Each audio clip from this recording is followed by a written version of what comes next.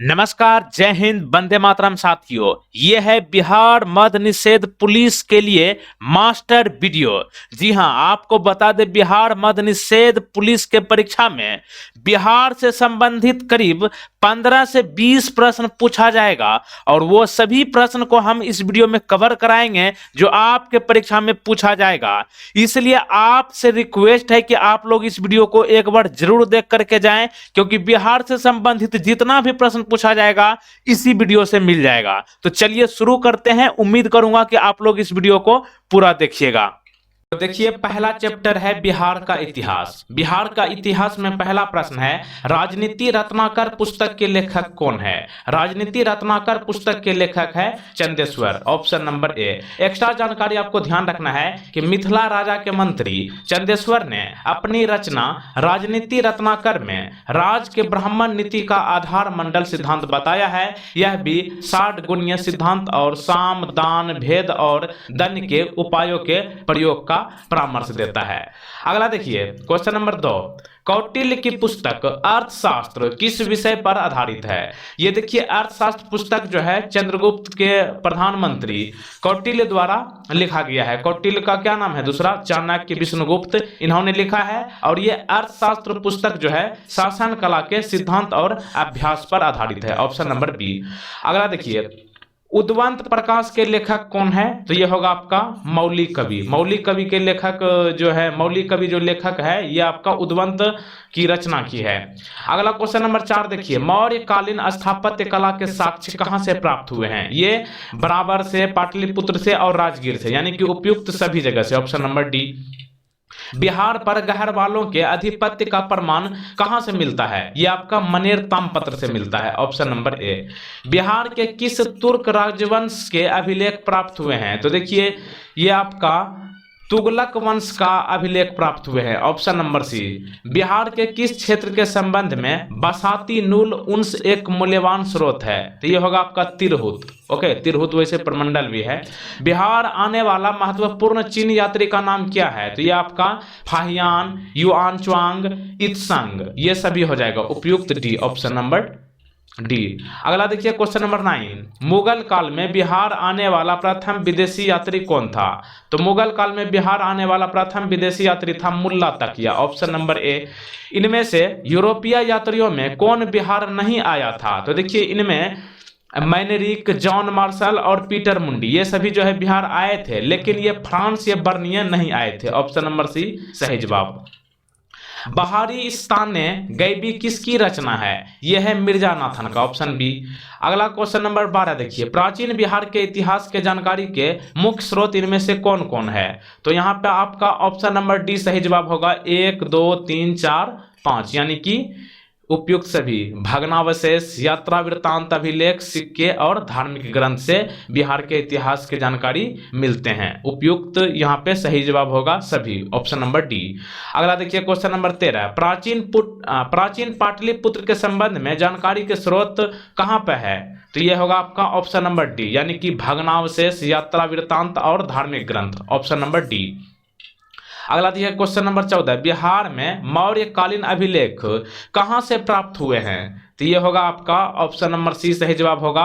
लौरिया अरेरेज से, उसके बाद आपका लौरिया नंदनगढ़ से, उसके बाद सहसा राम से हो जाएगा, उसके बाद रामपुरवा से, option number D, option number C, sorry, option number C सही जवाब है। अगला देखिए, क्वेश्चन नंबर 15, अशोक का लघु शिलालेख एक प्राप्त हुआ है कहां से? तो यह हुआ है आपका सहसाराम से, ऑप्शन नंबर ए। बिहार से प्राप्त मौर्यकालीन अभिलेखों की भाषा इनमें से कौन है? तो बिहार से प्राप्त मौर्यकालीन अभिलेखों की भाषा जो है प्राकृत है, ऑप्शन नंबर बी। बिहार से प्राप्त मौर्यकालीन अभिलेखों की लिपि इनमें से कौन है? तो ब्राह्मणी होगा, option number C.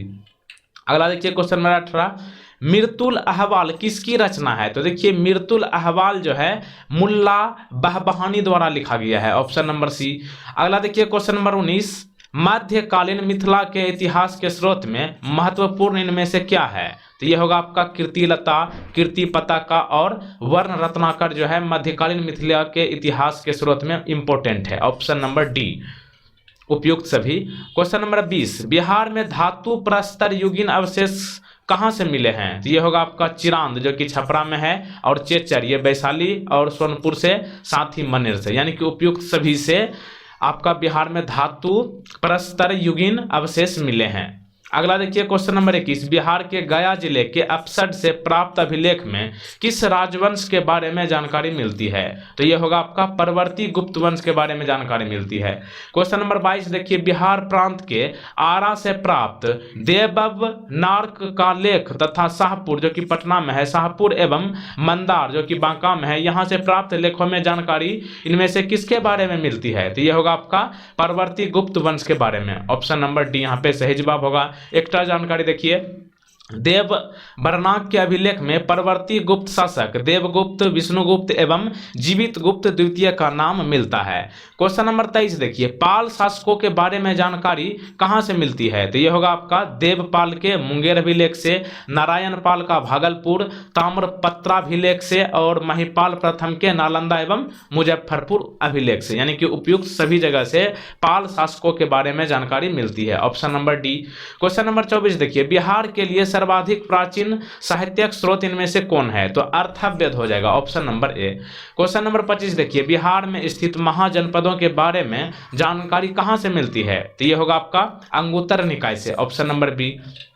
Question number 26 देखिए, नालंदा के सराय टीला में उत्खनन से इनमें से क्या प्राप्त हुआ है? तो यह आपका नालंदा के सराय टीला में उत्खनन से पाल काल का बौद्ध विहार प्राप्त हुआ है, option number C. Question number 27 देखिए, बौद्ध साहित्य विनय पिटक एवं दीघ निकाय से जानकारी मिलती है?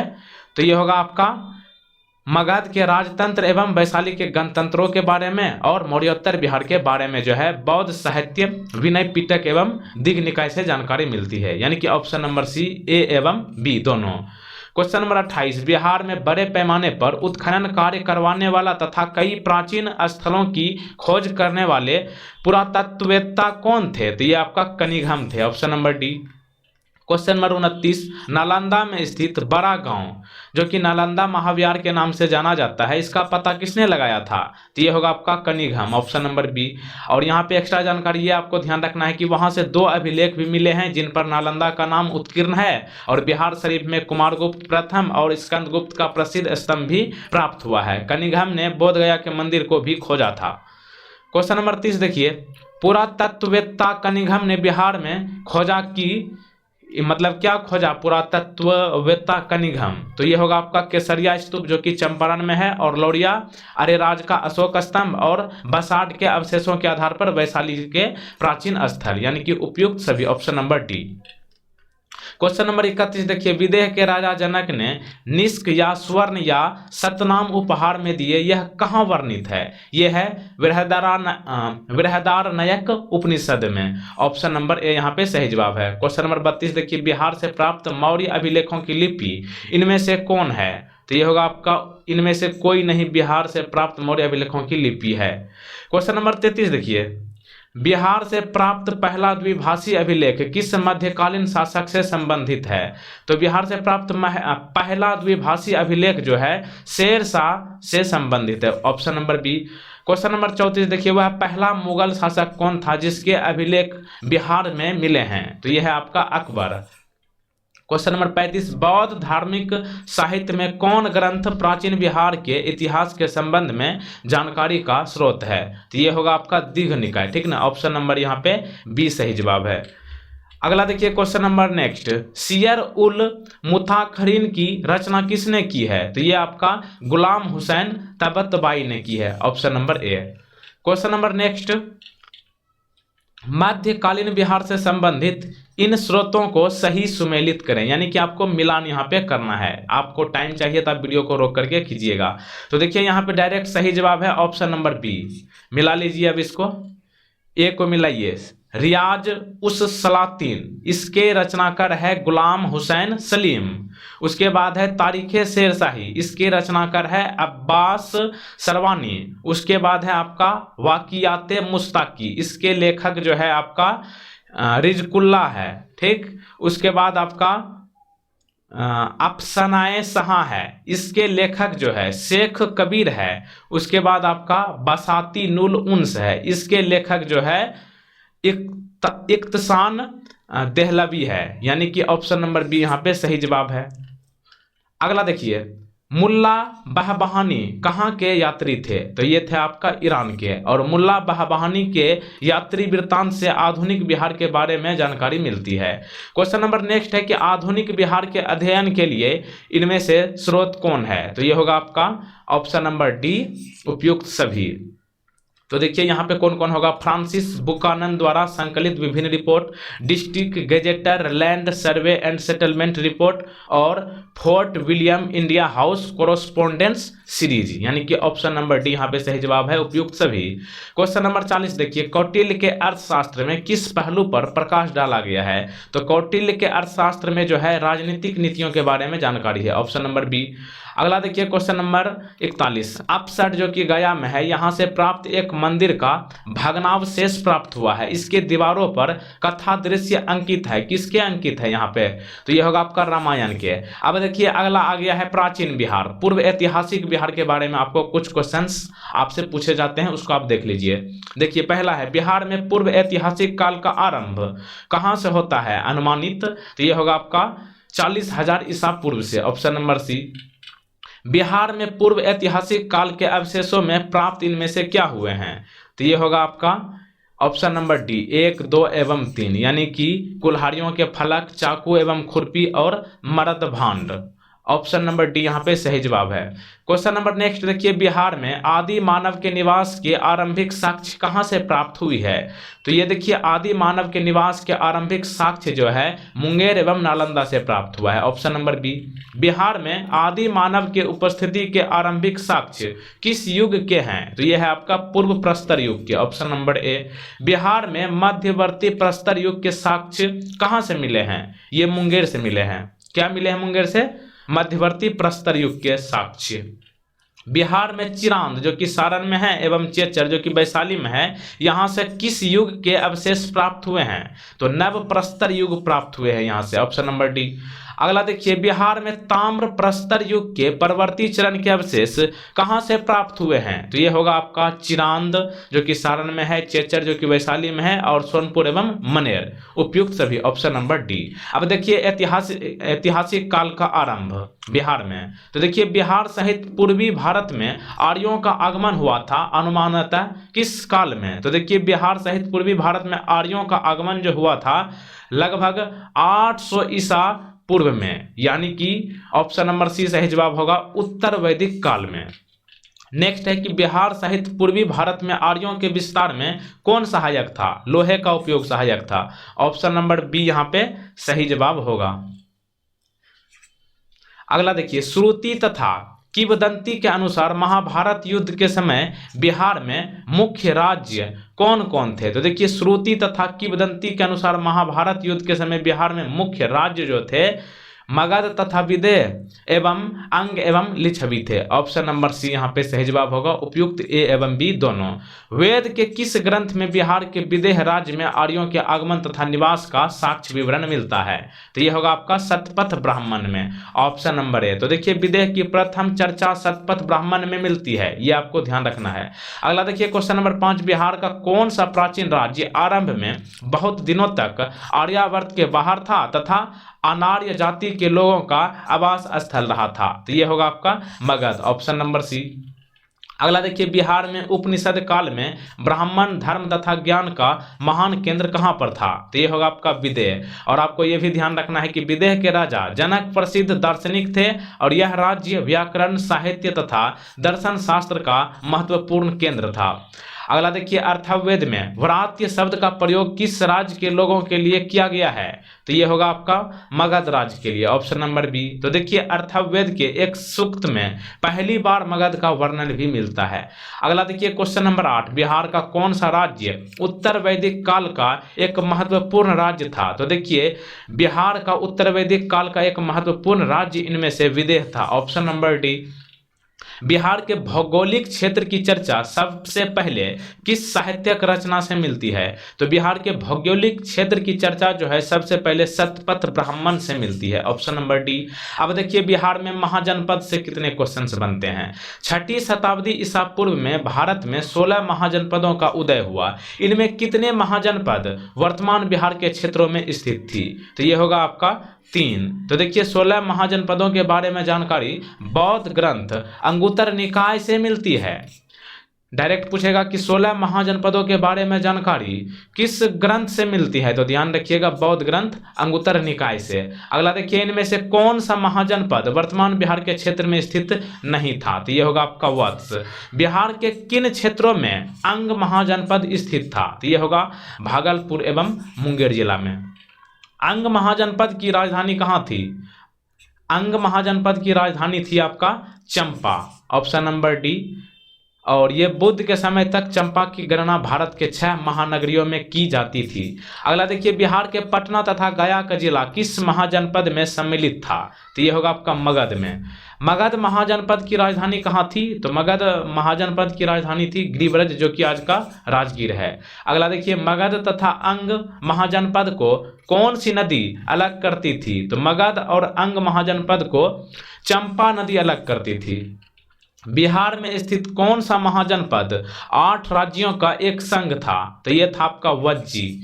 वज्जी संघ में कौन सा राज्य सम्मिलित नहीं था? तो यह होगा आपका चेदी। चेदी राज्य जो है वज्जी संघ में नहीं था। वज्जी संघ की राजधानी कहाँ थी? तो इसकी राजधानी जो है वैशाली थी और लिच्छवी की राजधानी भी वैशाली थी। अगला देखिए बिहार के भागों में स्थित कौन सा महाजनपद में गणतंत्र था? तो देखिए बिहार के इन भागों में स्थित महाजनपद में गणतंत्र था आपका वज्जी, ऑप्शन नंबर बी। ईसा पूर्व 6ठी सदी में विश्व की प्रथम गणतंत्रात्मक व्यवस्था कहाँ थी? तो यह था आपका वैशाली में। अगला देखिए क्वेश्चन नंबर नेक्स्ट है कि मगध की प्रथम राजधानी कौन सी थी? मगध की पहली राजधानी जो थी गिरिब्रज, ऑप्शन नंबर सी राजगीर। प्राचीन भारत के 16 महाजनपदों में इनमें से कौन एक था? तो यह था आपका अंग, ऑप्शन नंबर डी यहाँ पे सही जवाब है। अगला देखिए विश्व का पहला गणतंत्र वैशाली में किसके द्वारा स्थापित किया गया था?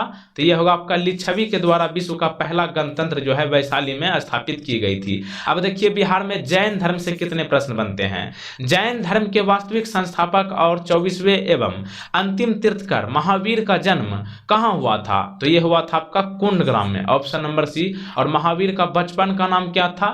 वर्धमान था। महावीर के जन्म स्थल कुंडग्राम बिहार के किस जिले में है? तो यह है आपका वैशाली में, ऑप्शन नंबर बी। और महावीर स्वामी का जन्म का वर्ष आमतौर पर 540 ईसा पूर्व माना जाता है। अगला देखिए महावीर स्वामी के पिता सिद्धार्थ का संबंध किससे था? तो यह था आपका वज्जी संघ से, ऑप्शन नंबर सी। और सिद्धार्थ वज्जी संघ के एक गणराज्य कुंडग्राम के ज्ञात्रक क्षत्रियों के प्रमुख थे।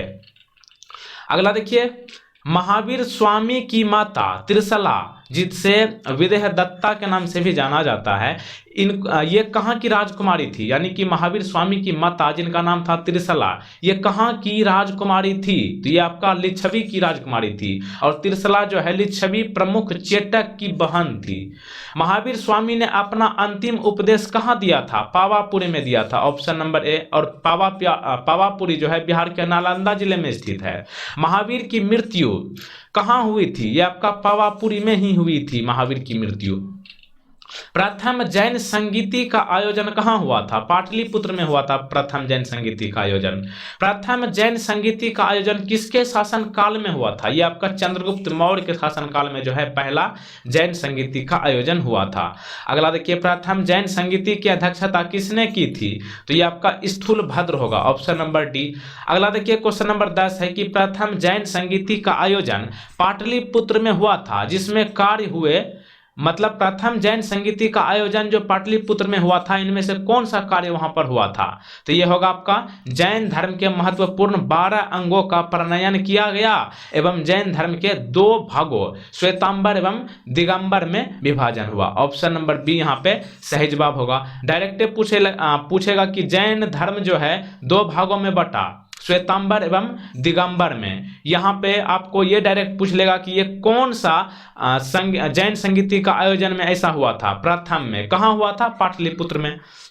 अगला देखिए क्वेश्चन नंबर 11, जैन धर्म के 12वें तीर्थकर वसुपूज्य की जन्मस्थली इनमें से कौन थी? तो ये होगा आपका Champa, option number C, Munger Bhagalpur वाला इलाका। अगला देखिए, अब बौद्ध धर्म से आपसे कितना क्वेश्चन पूछे जा सकते हैं बिहार के लिए? तो देखिए, बौद्ध धर्म के संस्थापक गौतम बुद्ध ने गृह त्याग के उपरांत सर्वप्रथम कहाँ गए थे? यानी कि बौद्ध धर्म के संस्थापक जो कि गौतम बुद्ध है, इन्होंने घर त्यागा था। इसके बाद वे सबसे पहले कहाँ गए थे? तो ये वैशाली के समीप अलार कलार के आश्रम गए थे, ऑप्शन नंबर बी। अगला देखिए क्वेश्चन नंबर 2, गौतम बुद्ध को कहाँ कौंडिन्य और 5 ब्राह्मण मिले? तो ये होगा आपका उरुवेला में मिला था, जो कि बोध गया में है। अगला देखिए क्वेश्चन नंबर 3, गौतम बुद्ध को ज्ञान प्राप्त हुआ था कहाँ पे? बोध गया में हुआ था, ऑप्शन नंबर ए यहाँ पे सही जवाब होगा।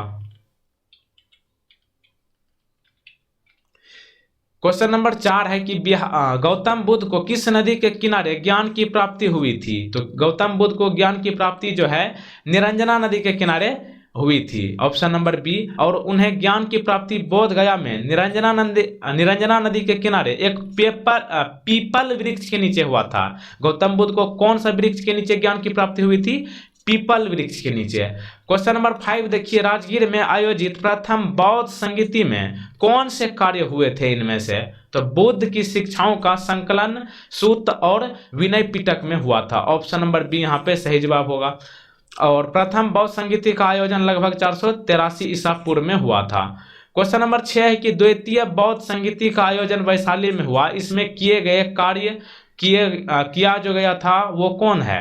तो ये होगा आपका बौद्ध धर्म 2 भागों अस्थावीर और महासंघिक के रूप में विभाजित हुआ था, ऑप्शन नंबर ए सही जवाब। और द्वितीय बौद्ध संगीति का आयोजन 383 ईसा पूर्व में हुआ था। प्रथम बौद्ध संगीति का आयोजन 483 ईसा पूर्व और दूसरा हुआ था 383 ईसा पूर्व में। और ये कहाँ हुआ था दूसरा बौद्ध संगीति का आयोजन? ये हुआ था आपका वैशाली में। अगला देखिए, तृतीय बौद्ध संगीति का आयोजन पाटलिपुत्र में हुआ। डायरेक्ट पूछेगा कि तृतीय बौद्ध संगीति का आयोजन कहाँ पे हुआ? पाटलिपुत्र में। इसमें किए गए कार्य कौन थे? तो ये होगा आपका कुछ कठोर नियम बनाए गए तथा अभिधम्म पिटक का संकलन हुआ, यानी कि उपयुक्त, ऑप्शन नंबर डी यहाँ पे सही जवाब होगा। और तृतीय बौद्ध संगीति का आयोजन लगभग कब हुआ? 251 ईसा पूर्व में। अगला देखिए क्वेश्चन नंबर 8, निम्नांकित में से किस नगर से महात्मा बुद्ध का घनिष्ठ संबंध रहा है? इनमें से महात्मा बुद्ध का घनिष्ठ संबंध कहाँ रहा है? तो ये होगा आपका बोध गया, राजगीर और वैशाली, यानी कि उपयुक्त सभी, ऑप्शन नंबर डी। अगला देखिए क्वेश्चन नंबर 9, महात्मा बुद्ध ने पाटलिपुत्र के विनाश के कारणों की भविष्यवाणी की थी, उनमें सम्मिलित कौन थी? तो यहाँ पे होगा बाढ़, अग्नि, आंतरिक कलह, यानी कि उपयुक्त सभी, ऑप्शन नंबर डी। अगला देखिए, बोध गया में महाबोधि मंदिर बनाया गया, जहाँ कहाँ बनाया गया है बोध गया में महाबोधि मंदिर? तो ये होगा आपका गौतम बुद्ध को ज्ञान प्राप्त हुआ स्थान पर जो है बोध गया में महाबोधि मंदिर बनाया गया है, ऑप्शन नंबर बी यहाँ पे सही जवाब। अगला देखिए, प्रसिद्ध बौद्ध सारिपुत्र का जन्म कहाँ पे हुआ था? तो ये होगा आपका नालंदा में हुआ था। सारिपुत्र का जन्म कहाँ हुआ था? नालंदा में। अब देखिए, मगध साम्राज्य का उत्थान बिहार में कैसे हुआ? प्राचीन भारत में साम्राज्यवाद की शुरुआत और विकास का श्रेय किसे दिया जाता है? तो ये प्राचीन भारत में साम्राज्यवाद की शुरुआत और विकास का श्रेय जो है मगध को दिया जाता है, ऑप्शन नंबर ए। मगध राज्य की आरंभिक राजधानी कहाँ थी? गिरिब्रज, जो कि राजगीर है और राजगीर के नाम से विख्यात है। और राजगीर जो है पहाड़ियों से घिरा है। अगला देखिए, महाभारत तथा पुराणों के अनुसार मगध का सबसे पहला राजवंश कौन था? तो ये था आपका बृहद्रथ वंश, ऑप्शन नंबर ए। और बृहद्रथ राजवंश जरासंध के पिता बृहद्रथ से आरंभ होता है। अगला देखिए क्वेश्चन नंबर 4, मगध जनपद का संस्थापक कौन था? बृहद्रथ तथा जरासंध था, ऑप्शन नंबर ए। क्वेश्चन नंबर 5 देखिए, मगध साम्राज्य का वास्तविक संस्थापक कौन था? तो मगध साम्राज्य का वास्तविक संस्थापक बिंबिसार था, ऑप्शन नंबर ए यहाँ पे सही जवाब। और बिंबिसार का शासनकाल जो है 544 ईसा पूर्व से 493 ईसा पूर्व तक रहा।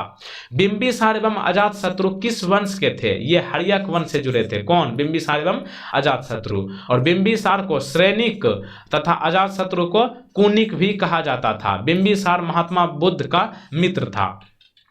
क्वेश्चन नंबर 7 देखिए, मगध साम्राज्य का उत्कर्ष प्रारंभ हुआ कहाँ में, किस काल में? मगध साम्राज्य का उत्कर्ष प्रारंभ जो हुआ बिंबिसार के शासनकाल में हुआ, ऑप्शन नंबर डी। अगला देखिए क्वेश्चन नंबर नेक्स्ट है कि बिंबिसार ने किस राजकुमारी के साथ विवाह किया था? बिंबिसार की पत्नी का क्या नाम था? तो यहाँ पे उनके पास पत्नी नहीं पत्नियां थी, जैसे कौशल देवी, चेलना, खेमा, यानी कि उपयुक्त सभी, ऑप्शन नंबर डी। देखिए बिंबिसार ने वैवाहिक संबंधों द्वारा अपनी स्थिति सुदृढ़ की और कौशल देवी कौशल की, खेमा पंजाब की तथा चेलना वज्जी संघ की राजकुमारी थी। अगला देखिए क्वेश्चन नंबर 9, बिंबिसार ने ब्रह्मदत्त को पराजित कर कौन सा राज्य जीता था, अंग जीता था, ऑप्शन नंबर ए। हर्यक वंश का दूसरा शासक कौन था, अजातशत्रु था, ऑप्शन नंबर ए। और अजातशत्रु जो है 493 से 461 ईसा पूर्व रहा और इन्होंने अपने पिता बिंबिसार की हत्या कर सत्ता प्राप्त की थी। क्वेश्चन नंबर 11 देखिए, राजगीर में दुर्ग तथा स्तूप की स्थापना मगध के किस शासक ने की, तो यह है आपका अजातशत्रु जो है राजगीर में दुर्ग और इस स्तूप की स्थापना जो है मगध के शासक थे, कौन थे, अजातशत्रु, इन्होंने ही की। कहां पे, राजगीर में, ऑप्शन नंबर बी। वज्जी संघ के लिच्छवियों को पराजित करने वाला मगध का शासक कौन था, अजातशत्रु था, ऑप्शन नंबर बी। अजातशत्रु के साथ प्रेम संबंध के लिए चर्चित नर्तकी आम्रपाली कहाँ की थी, यह आपका वैशाली की थी, ऑप्शन नंबर सी। अजातशत्रु ने किस राज्य के साथ युद्ध में प्रथम बार रथ, मूसल तथा महाशिला कंटक नामक हथियारों का प्रयोग किया था, तो यह होगा आपका अजातशत्रु जो है लिच्छवी के युद्ध में जो है लिच्छवी राज्य के साथ युद्ध में जो है पहली बार रथ, मुसल और महाशिला कंटम नामक हथियारों का प्रयोग किया था, ऑप्शन नंबर सी। अगला देखिए क्वेश्चन नंबर 15, प्रथम मगध साम्राज्य का उत्कर्ष किस शताब्दी में हुआ था, तो ये ईसा पूर्व 6ठी शताब्दी में जो है प्रथम मगध साम्राज्य का उत्कर्ष हुआ था, ऑप्शन नंबर बी। अगला देखिए, पाटलिपुत्र नगर की स्थापना किस शासक ने की थी, यह है आपका Udayan, option number B. Ajatashatru के बाद जो है उदयन मगध की गद्दी पर बैठा था, उसे उदयभद्र भी कहा गया है। किस राजा ने पाटलिपुत्र को सर्वप्रथम मगध की राजधानी बनाया, तो देखिए पाटलिपुत्र को सबसे पहले उदयन ने अपनी राजधानी बनाया, ऑप्शन नंबर ए। हर्यक वंश का अंतिम शासक कौन था, नागदशक था, ऑप्शन नंबर बी। हर्यक वंश के उपरांत मगध पर किस वंश की सत्ता स्थापित हुई, यानी कि हर्यक वंश के बाद जो है मगध पर कौन सा वंश आया, तो यह होगा आपका शिशुनाग वंश, ऑप्शन नंबर ए। और शिशुनाग वंश का संस्थापक शिशुनाग था।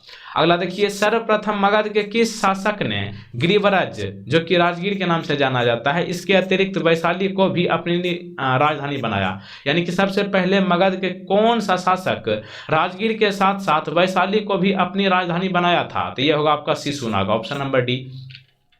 किस शासक ने पाटलिपुत्र को फिर से राजधानी बनाया और तब से मगध साम्राज्य की राजधानी पाटलिपुत्र ही रही, तो यह होगा आपका कालाशोक, ऑप्शन नंबर सी। और कालाशोक को काकवर्ण के नाम से जाना जाता है।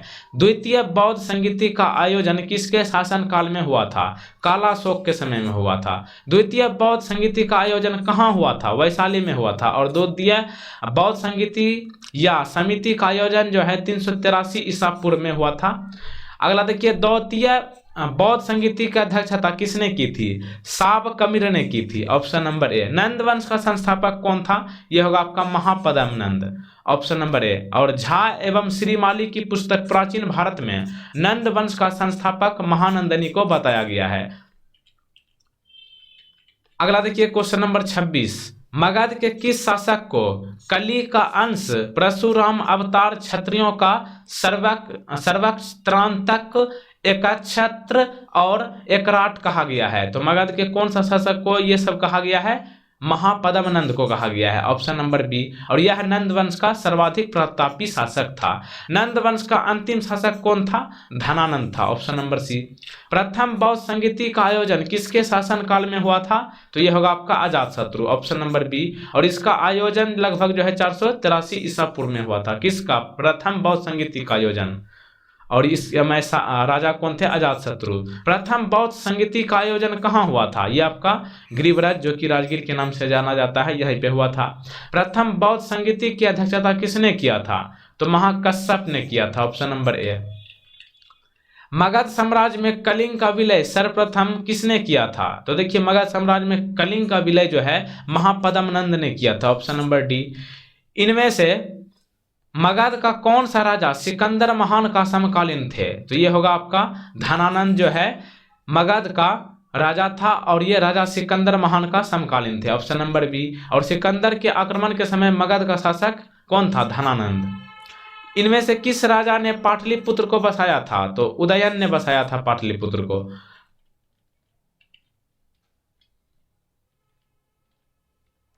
अगला देखिए, मगध के शासक अजातशत्रु ने किसके आक्रमणों के प्रतिरोध में गंगा और सोन नदी संगम पर अवस्थित पाटलिग्राम को सुरक्षित तथा किलों को सुसज्जित किया,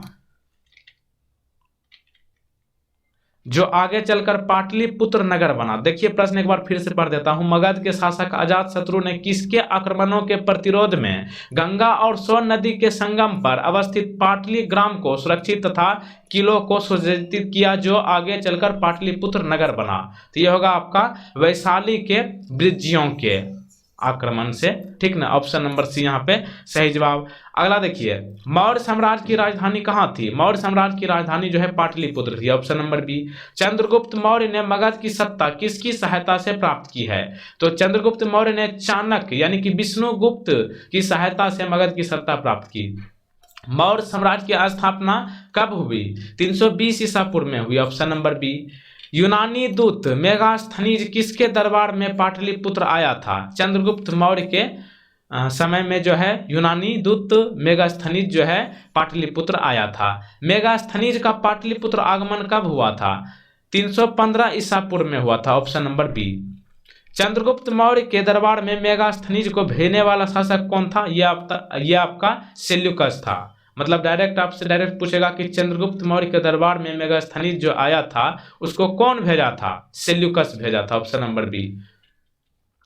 अगला देखिए, किस शासक के शासनकाल के समय मगध पर 12 वर्षों का भीषण अकाल पड़ा था? तो यह होगा आपका चंद्रगुप्त मौर्य के शासनकाल के समय जो है मगध पर 12 वर्षों का भीषण अकाल पड़ा था। चंद्रगुप्त मौर्य का प्रधानमंत्री कौन था? चाणक्य यानी कि विष्णुगुप्त। किससे मुक्ति दिलाने के कारण चंद्रगुप्त मौर्य को भारत का मुक्तिदाता कहा जाता है? डायरेक्ट पूछता है कि भारत का मुक्तिदाता किसे कहा जाता है? चंद्रगुप्त मौर्य को। और किससे मुक्ति दिलाने के कारण इसे भारत का मुक्तिदाता कहा जाता है? यूनानियों से मुक्ति दिलाने के कारण। वह स्रोत जिसमें पाटलिपुत्र के प्रशासन का वर्णन उपलब्ध है उसका क्या नाम है? इंडिका। Option number C. अगला देखिए, नंदवंश के बाद मगध पर किस राजवंश ने शासक किया? तो नंदवंश के बाद जो है मगध पर मौर्य वंश की स्थापना हुई। ऑप्शन नंबर ए। मेगास्थनीज की पुस्तक का क्या नाम है? तो इसके पुस्तक का नाम है इंडिका। अर्थशास्त्र के लेखक कौन है? तो यह आपका कौटिल्य, और कौटिल्य का अन्य नाम चाणक्य एवं विष्णुगुप्त है। पाटलिपुत्र की शासन व्यवस्था का विस्तृत वर्णन किस विदेशी यात्री के वृत्तांत में मिलता है? तो यह होगा आपका मेगास्थनीज के वृत्तांत में जो है पाटलिपुत्र की शासन व्यवस्था का वर्णन मिलता है। चंद्रगुप्त मौर्य के उपरांत मौर्य साम्राज्य का शासक कौन बना? तो चंद्रगुप्त मौर्य के बाद जो है मौर्य साम्राज्य का शासक बिंदुसार बना। Option number D. किस मौर्य शासक के दरबार में आजीवक भविष्यवक्ता पिंगल वत्स रहता था? तो यह होगा आपका बिंदुसार। Option number B. और पिंगल वत्स ने अशोक के बारे में भविष्यवाणी की थी कि वह महान राजा बनेगा। अशोक द्वारा अपने पड़ोसियों के साथ मैत्रीपूर्ण संबंधों का उल्लेख मिलता है किस अभिलेख में? तो यह होगा आपका शिलालेख 13 में। Option number C. तृतीय बौद्ध संगीति का आयोजन किसके शासनकाल में हुआ था? तो तृतीय बौद्ध संगीति का आयोजन जो है अशोक के समय में हुआ था। Option number D. और तृतीय बौद्ध संगीति की अध्यक्षता किसने की थी? मेघलीपुत्र तीस ने की थी। ऑप्शन नंबर ए। तृतीय बौद्ध संगीति का आयोजन कहाँ हुआ था? पाटलिपुत्र में हुआ था। ऑप्शन नंबर डी यहाँ पे सही जवाब। तृतीय बौद्ध संगीति का आयोजन कब हुआ था? 251 ईसा पूर्व में हुआ था। किस मौर्य शासक ने कलिंग पर विजय प्राप्त की थी? तो ये आपका अशोक जो है कलिंग पर विजय प्राप्त की थी। Option number C. किस युद्ध में हुए भारी तबाही तथा जान माल की हानि को देखकर अशोक का हृदय परिवर्तन हुआ और उसने युद्ध नीति त्याग कर धम्म नीति की घोषणा की थी? तो यह होगा आपका कलिंग, यानी कि कलिंग युद्ध के बाद जो है अशोक पूरे तरीके से बदल गया और वो युद्ध को हमेशा के लिए छोड़ दिए। अशोक का धर्म कौन था? यहाँ पे नैतिक आचार संहिता था। ऑप्शन नंबर ए। मौर्य साम्राज्य का केंद्रीय न्यायालय कहाँ स्थित था? यह आपका पाटलिपुत्र में था। Option number B. अशोक ने अपने धर्म यात्रा के अंतर्गत सर्वप्रथम किस जगह की यात्रा की? अशोक ने अपने धर्म यात्रा के बाद जो है बोध गया की यात्रा की। ऑप्शन नंबर सी। अशोक ने अपने धाम यात्रा के अंतर्गत बोध गया की यात्रा अपने राज्याभिषेक के किस वर्ष में की थी? तो ये 10वें वर्ष में की थी, ऑप्शन नंबर बी। अशोक के स्तंभ लेख बिहार के किस जिले से प्राप्त हुई है? तो अशोक के स्तंभ लेख जो है बिहार के चंपारण जिले से प्राप्त हुई है। बिहार से प्राप्त होने वाले अशोक के स्तंभ लेख इनमें से कौन नहीं है? रुक्मिणदेही नहीं है, बाकी के लौरिया, अरेराज, लौरिया, नंदनगढ़ और रामपुरवा, ये सभी जो है बिहार से प्राप्त होने वाले अशोक के स्तंभ लेख है। अशोक के समय मौर्य साम्राज्य में 5 प्रांत का उल्लेख मिलता है। इसमें से एक प्राची या प्राची प्रांत जो कि पूर्वी प्रदेश थी, इसकी राजधानी कहाँ थी? तो प्राची या प्राची प्रांत की राजधानी जो थी पाटलिपुत्र थी। पाटलिपुत्र में स्थित चंद्रगुप्त का महल मुख्यतः किस चीज का बना था? लकड़ी का बना था। अगला देखिए, चंद्रगुप्त मौर्य का राजप्रसाद कहाँ पे स्थित था? तो चंद्रगुप्त मौर्य का राजप्रसाद जो है कुम्हरार, ये पटना में स्थित है, यहीं पे था। और आपको यह भी ध्यान रखना है कि कुम्हरार से 80 स्तंभों वाला मौर्यकालीन सभागार या राजमहल का अवशेष भी मिला है।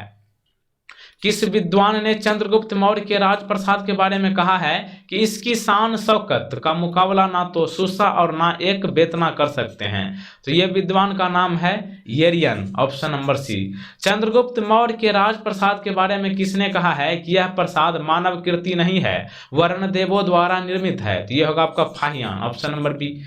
किस शासक ने गया के निकट बराबर की पहाड़ियों में आजीविकों के लिए गुफाओं का निर्माण करवाया था? तो देखिए, ये आपका अशोक जो है गया के नजदीक बराबर की पहाड़ियों में आजीविकों के लिए गुफाओं का निर्माण करवाया था। उनका क्या नाम है? अशोक। और ये 4 गुफा थे, सुदामा, विश्व झोपड़ी, चेपार तथा कर्ण। गया के समीप नागार्जुनी की पहाड़ियों में प्रसिद्ध गोपी गुफा का निर्माण इनमें से किसने करवाया था? दशरथ ने करवाया था। तो देखिए, दशरथ अशोक का पुत्र था, इसने नागार्जुनी पहाड़ियों में आजीविकों के लिए 3 गुफाओं का निर्माण करवाया था, जिसमें गोपी गुफा भी शामिल थी। अगला देखिए, मौर्यकालीन चमरग्राहनी यक्षी प्राप्ति इनमें से कहाँ में हुई है? तो यह होगा आपका दीदारगंज, पटना में हुई है, और इसे स्त्री रत्न नाम दिया गया है। बिहार के किस स्थान से मौर्य काल में बने जैन तीर्थंकरों की प्रतिमा प्राप्त हुई है? तो देखिए, यहाँ पे आपको ध्यान रखना है कि लोहानीपुर, पटना में बने जैन तीर्थंकरों की प्रतिमा प्राप्त हुई है। पाटलिपुत्र के नगर निर्माण तथा सुंदरता का वर्णन इनमें से किसने किया है? तो यह होगा आपका मेगास्थनीज ने किया है। पाटलिपुत्र को किस शासक ने सबसे पहले अपनी राजधानी बनाया? तो चंद्रगुप्त मौर्य ने बनवाया है, ऑप्शन नंबर ए। अशोक के शासनकाल में बौद्ध सभा किस नगर में आयोजित की गई थी? पाटलिपुत्र में की गई थी। अशोक के शासनकाल में बौद्ध सभा किस नगर में आयोजित हुई थी? पाटलिपुत्र। किसके शासनकाल में मिस्र के राजा फिलाडेल्फस, जिसे टालमी द्वितीय कहा जाता है, इन्होंने डियानीसियस नामक राजदूत को पाटलिपुत्र भेजा था? तो उस राजदूत का नाम था बिंदुसार, ऑप्शन नंबर बी। क्या नाम था? ये आपका डियानीसियस, ये राजदूत का नाम था। किसके शासनकाल में ये आया था?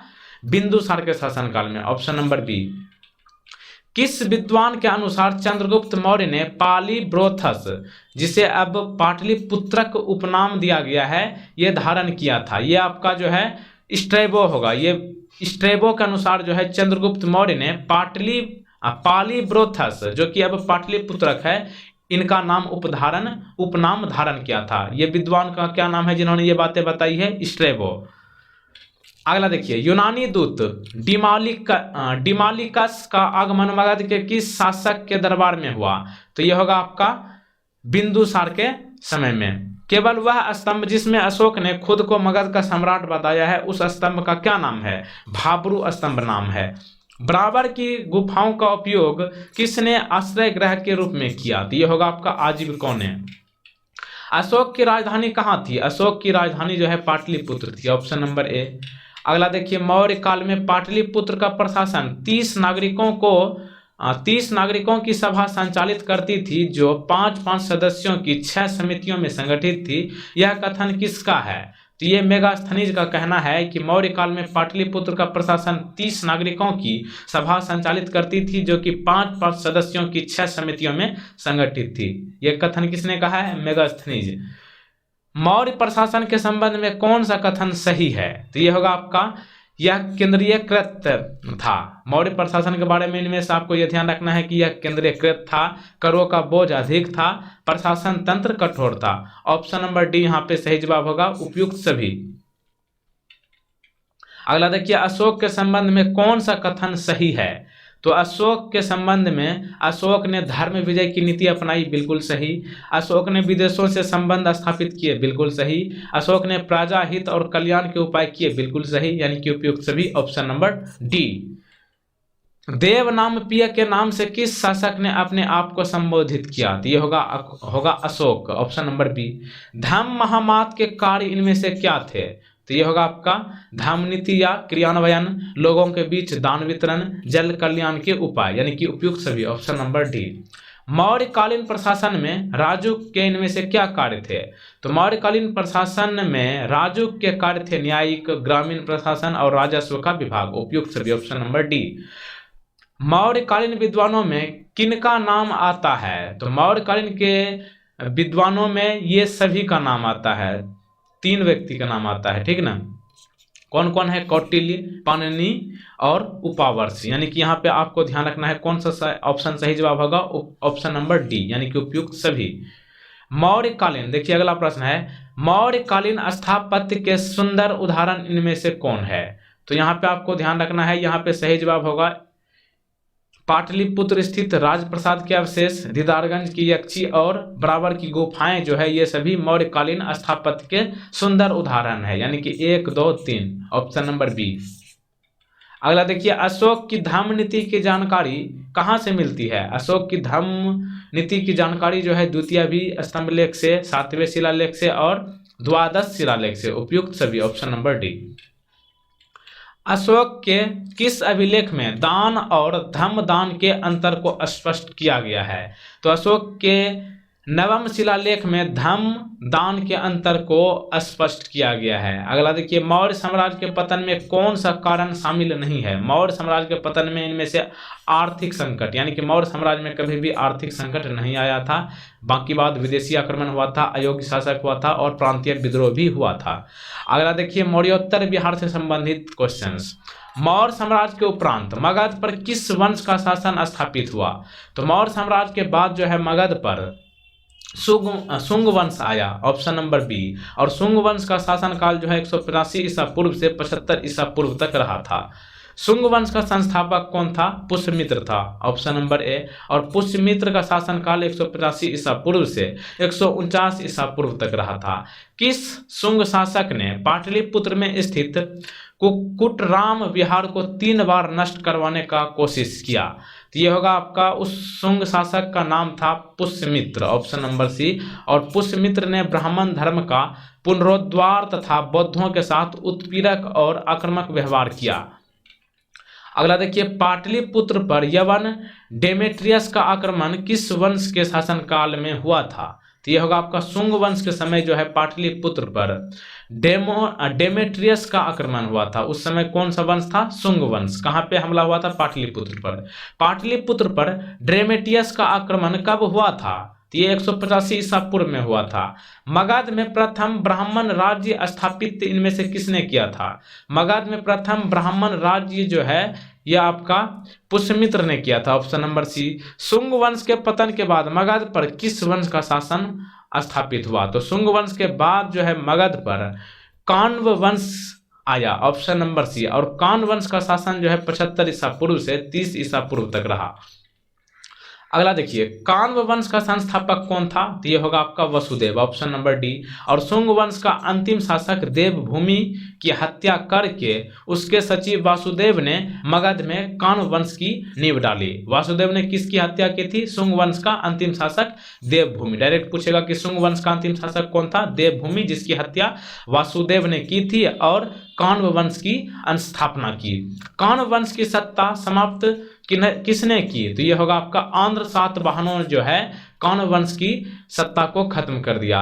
कान्व वंश के उपरांत पाटलिपुत्र पर कुछ समय के लिए किस वंश के राजाओं ने शासन किया? तो देखिए, कान्व वंश के बाद जो है पाटलिपुत्र पर कुछ समय के लिए मित्र वंश ने शासन किया था। शुंग कला के उत्कृष्ट नमूने बिहार के किस स्थान से प्राप्त हुए हैं? शुंग कला के उत्कृष्ट नमूने जो है बिहार के बोध गया से प्राप्त हुए हैं, ऑप्शन नंबर सी। अगला देखिए, कनिष्क ने पाटलिपुत्र के किस बौद्ध विद्वान को अपने दरबार में प्रश्रय दिया था? तो ये होगा आपका अश्वघोष। तो देखिए, कनिष्क पाटलिपुत्र के राजा को बुरी तरह परास्त किया तथा हर्जाने के रूप में वह यहाँ से अश्वघोष बुद्ध का भिक्षा पात्र तथा एक अद्भुत मुर्गा ले गया था। मगध पर शासन करने वाले राजवंश का सही क्रम है, यानी कि मगध पर इनमें से कौन पहले आया और कौन बाद में? तो देखिए, मगध पर सबसे पहले हर्यक, उसके बाद शिशुनाग, उसके बाद नंद, उसके बाद मौर्य और उसके बाद संग और अंत में कान्व वंश आया था। शुंग वंश की राजधानी कहाँ थी? पाटलिपुत्र थी, ऑप्शन नंबर डी। कान्व वंश की राजधानी कहाँ थी? कान्व वंश की राजधानी जो है पाटलिपुत्र ही थी, ऑप्शन नंबर बी। कलिंग शासक खारवेल ने मगध पर आक्रमण किया था, कब किया था? तो यह होगा आपका कलिंग शासक खारवेल ने मगध पर पहली शताब्दी ईसा पूर्व के अंत में आक्रमण किया था, ऑप्शन नंबर ए। कलिंग नरेश खारवेल ने कहां से कीमती उपहार प्राप्त किया था? तो देखिए, कलिंग नरेश खारवेल ने अंग एवं मगध से कीमती उपहार प्राप्त किया था, ऑप्शन नंबर ए। और उपहारों में जिनकी प्रतिमा तथा पद चिन्ह शामिल है। कुषाण साम्राज्य के पतन के उपरांत संभवतः मगध पर शासन किसका रहा? तो कुषाण साम्राज्य के बाद जो है मगध पर लिच्छवियों का शासन रहा, ऑप्शन नंबर बी। और कुछ इतिहासकारों के अनुसार मगध पर शक मुरंडों का नियंत्रण हो गया था। गार्गी संहिता में पाटलिपुत्र पर यवनों के आक्रमण का उल्लेख है। यह आक्रमण किसके शासनकाल में हुआ था? तो देखिए, पुष्यमित्र शुंग के शासनकाल में हुआ था। गार्गी संहिता में पाटलिपुत्र पर यवनों के आक्रमण का उल्लेख है। डायरेक्ट पूछेगा कि पाटलिपुत्र पर यवनों के आक्रमण का उल्लेख कौन सा संहिता में है? गार्गी संहिता में। और इस समय शासन कौन कर रहे थे? पुष्यमित्र शुंग। सुप्रसिद्ध बौद्ध विद्वान अश्वघोष को प्रश्रय देने वाला शासक कौन था? तो यह था आपका कनिष्क, ऑप्शन नंबर बी। अब देखिए, बिहार में गुप्तकालीन बिहार से कितने क्वेश्चंस बनते हैं। चंद्रगुप्त प्रथम का राज्याभिषेक कहाँ हुआ था? पाटलिपुत्र में हुआ था। चंद्रगुप्त के पाटलिपुत्र में राज्याभिषेक और गुप्त वंश की स्थापना का वर्ष क्या है? तो यह होगा आपका 320 ईसा पूर्व। किस शासक ने वैशाली के लिच्छवी राजकुमारी कुमार देवी से विवाह किया था? तो यह होगा आपका चंद्रगुप्त प्रथम जो है राजकुमारी कुमार देवी से विवाह किया था, जो कि लिच्छवी की राजकुमारी थी। अगला देखिए, चंद्रगुप्त प्रथम ने 320 ईसा पूर्व में महाराज धीराज की उपाधि धारण की थी, कहां पे? तो यह होगा आपका पाटलिपुत्र में चंद्रगुप्त प्रथम ने 320 ईसा पूर्व में महाराज धीराज की उपाधि धारण की थी। और 320 ईस्वी में चंद्रगुप्त में गुप्त संवत का भी प्रचलन किया, यानी कि चंद्रगुप्त ने जो है गुप्त संवत का प्रचलन कब किया? 320 ईस्वी में। किस शासक ने खुद को लिच्छवी दोहित्र कहा है? तो यह होगा आपका Samudragupta, option number B. Bihar में गुप्त शक्ति के संगठन का श्रेय इनमें से किसको दिया जाता है? बिहार में गुप्त शक्ति के संगठन का श्रेय जो है चंद्रगुप्त द्वितीय को दिया जाता है, ऑप्शन नंबर बी। गुप्त साम्राज्य की प्रथम राजधानी कहाँ थी? पाटलिपुत्र थी, ऑप्शन नंबर ए। किस शासक ने श्रीलंका के राजा मेघवर्मन ने गया में एक बौद्ध मठ स्थापित करने की अनुमति मांगी थी? तो यह होगा आपका Samudragupta, option number C. Nalanda विश्वविद्यालय का स्थापना का युग इनमें से कौन है? गुप्त, ऑप्शन नंबर सी। नालंदा विश्वविद्यालय का संस्थापक कौन था? कुमारगुप्त था। बोध गया के महाबोधि मंदिर की स्थापना किस काल में हुई? तो यह होगा आपका गुप्त काल में बोध गया के महाबोधि मंदिर का स्थापना हुआ था। चीनी यात्री फाहियान कितने समय तक पाटलिपुत्र में रहा था? तो देखिए, फाहियान जो है पाटलिपुत्र में 3 साल रहा था। चंद्रगुप्त द्वितीय के शासनकाल में फाहियान भारत भ्रमण पर आया था और इसका उद्देश्य बौद्ध पांडुलिपि लिपियां प्राप्त करना था। डायरेक्ट पूछेगा कि फाहियान जो है किसके शासन के समय जो है भारत का यात्रा किया था? तो ध्यान रखिएगा, चंद्रगुप्त द्वितीय के शासनकाल में। आर्यभट्ट का संबंध किस नगर से था? पाटलिपुत्र से था, ऑप्शन नंबर डी। गुप्त काल की एक सुंदर कार्तिकेय की मूर्ति किस जिले में प्राप्त हुई थी? तो ये आपका शाहाबाद में हुई थी, ऑप्शन नंबर डी। बिहार में 7.5 फीट ऊंची बुद्ध देव की एक पीतल की मूर्ति कहां से प्राप्त हुई है? बिहार में 7.5 फीट ऊंची बुद्ध देव की एक पीतल की मूर्ति जो है सुल्तानगंज से प्राप्त हुई है। सुल्तानगंज जो है भागलपुर जिले में है। अगला देखिए, राजगीर के मणिनाग मंदिर में पत्थर पर खोदे हुए गणेश, विष्णु तथा नाग नागिनों के चित्र है, यह किस काल के है? तो यह होगा आपका गुप्त काल। राजगीर में स्थित जरासंध की बैठक का निर्माण किस काल में माना जाता है? तो गुप्त काल माना जाता है। Option number B. Tirabhukti, जिसे आधुनिक दरभंगा का कहा जाता है, इसका राज्यपाल कौन था? यह आपका गोविंद गुप्त था। ऑप्शन नंबर ए। क्या हो गया है? और गोविंद गुप्त जो है चंद्रगुप्त द्वितीय का छोटा पुत्र था। बिहार में बौद्ध बिहार का प्राचीनतम केंद्र इनमें से कौन था? तो बौद्ध बिहार का प्राचीनतम केंद्र नालंदा था। ऑप्शन नंबर ए। नालंदा विश्वविद्यालय किस लिए प्रसिद्ध था? यह बौद्ध धर्म दर्शन के लिए प्रसिद्ध था। नालंदा में अवस्थित भारतीय विश्वविद्यालयों में फाहियान किसके शासन के दौरान आया था? चंद्रगुप्त विक्रमादित्य के शासनकाल में। Option number C. किसने यह वर्णन किया है कि मध्य भारत के सभी देशों में मगध देश में सर्वाधिक नगर थे? धनपतियों ने यहाँ चिकित्सालय बनवाए थे जहाँ रोगियों को मुफ्त भोजन तथा दवाएं दी जाती थी। तो इस प्रश्न का सही जवाब होगा Fahien. Option number C. Fahien ने वर्णन किया है कि मध्य भारत के सभी देशों में मगध देश में सर्वाधिक नगर थे, धनपतियों ने यहाँ चिकित्सालय बनवाए थे जहाँ रोगियों को मुफ्त भोजन तथा दवाएं दी जाती थी। फाहियान ने ये बातें पुष्टि की है। गुप्त संवत का आरंभ कब होता है? तो ये 320 ईसा पूर्व में हुआ था। इन शासकों में से किसे भारत का नेपोलियन कहा जाता है? समुद्रगुप्त को भारत का नेपोलियन कहा जाता है। सौराष्ट्र और मालवा क्षेत्र की विजय किस गुप्त सम्राट ने की? तो चंद्रगुप्त विक्रमादित्य जो है सौराष्ट्र और मालवा क्षेत्र की जीता था इनको, ठीक ना। अगला देखिए, प्रयाग प्रशस्ति का रचयिता कौन था? तो प्रयाग प्रशस्ति का रचनाकार जो है हरिसेन थे। Option number B. किस गुप्त सम्राट ने दक्षिण भारत में सफल सैनिक अभियान किए? तो यह होगा आपका Samudragupta. Option number B. Prayag Prashasti में किस सम्राट के विजय अभियानों की चर्चा है? तो प्रयाग प्रशस्ति में यह आपका समुद्रगुप्त के विजय के अभियानों की चर्चा की गई है। Option number D. अगला देखिए, गुप्त साम्राज्य के पतन के क्या कारण थे? गुप्त साम्राज्य के पतन के मुख्य कारण थे हुनों के आक्रमण, प्रशासन का सामंती स्वरूप और कमजोर शासक, यानी कि 1 2 3। ऑप्शन नंबर सी यहाँ पे सही जवाब होगा। मगध पर मिहिर कुल का आक्रमण किस शासक के समय हुआ था? तो देखिए, मगध पर मिहिर कुल का आक्रमण जो है नरसिंह गुप्त के समय में हुआ था। Option number D. गुप्त काल ज्ञान विज्ञान के विकास का स्वर्णिम युग था, इनमें योगदान करने वाला विद्वान कौन थे? तो ये आपका वराहमिहिर, आर्यभट्ट और ब्रह्मगुप्त थे। ऑप्शन नंबर सी 1 एवं 2 एवं 3। Option C. अब देखिए, बिहार के मगध के प्रवर्ती गुप्त शासक, मगध के प्रवर्ती गुप्त वंश का संस्थापक कौन था? तो यह होगा आपका कृष्णगुप्त। ऑप्शन नंबर ए। कृष्णगुप्त का शासन काल लगभग जो है 510 से 525 ईस्वी तक रहा। मगध के किस परवर्ती गुप्त शासक ने मौखरी शासक को पराजित किया था? तो यह होगा आपका मगध का कुमार गुप्त तृतीय ने परवर्ती गुप्त शासक मौखरी शासक को पराजित किया था। इसका क्या नाम था? कुमार गुप्त तृतीय जो है मौखरी शासक को हराया था। Option number B. मौखरी शासक ने किसे परास्त करके मगध के अधिकांश भाग को जीत लिया था? तो यह होगा आपका दामोदर गुप्त को हराया था। हर्षवर्धन ने किसे मगध के क्षेत्र में अपना प्रतिनिधि बनाया था? हर्षवर्धन ने मगध के क्षेत्र में माधव गुप्त को अपना प्रतिनिधि बनाया था। हर्षवर्धन के मृत्युपरांत बिहार के कुछ क्षेत्रों में कुछ समय के लिए तिब्बत की संप्रभुता स्थापित हो गई थी, इसका अंत किसने किया था?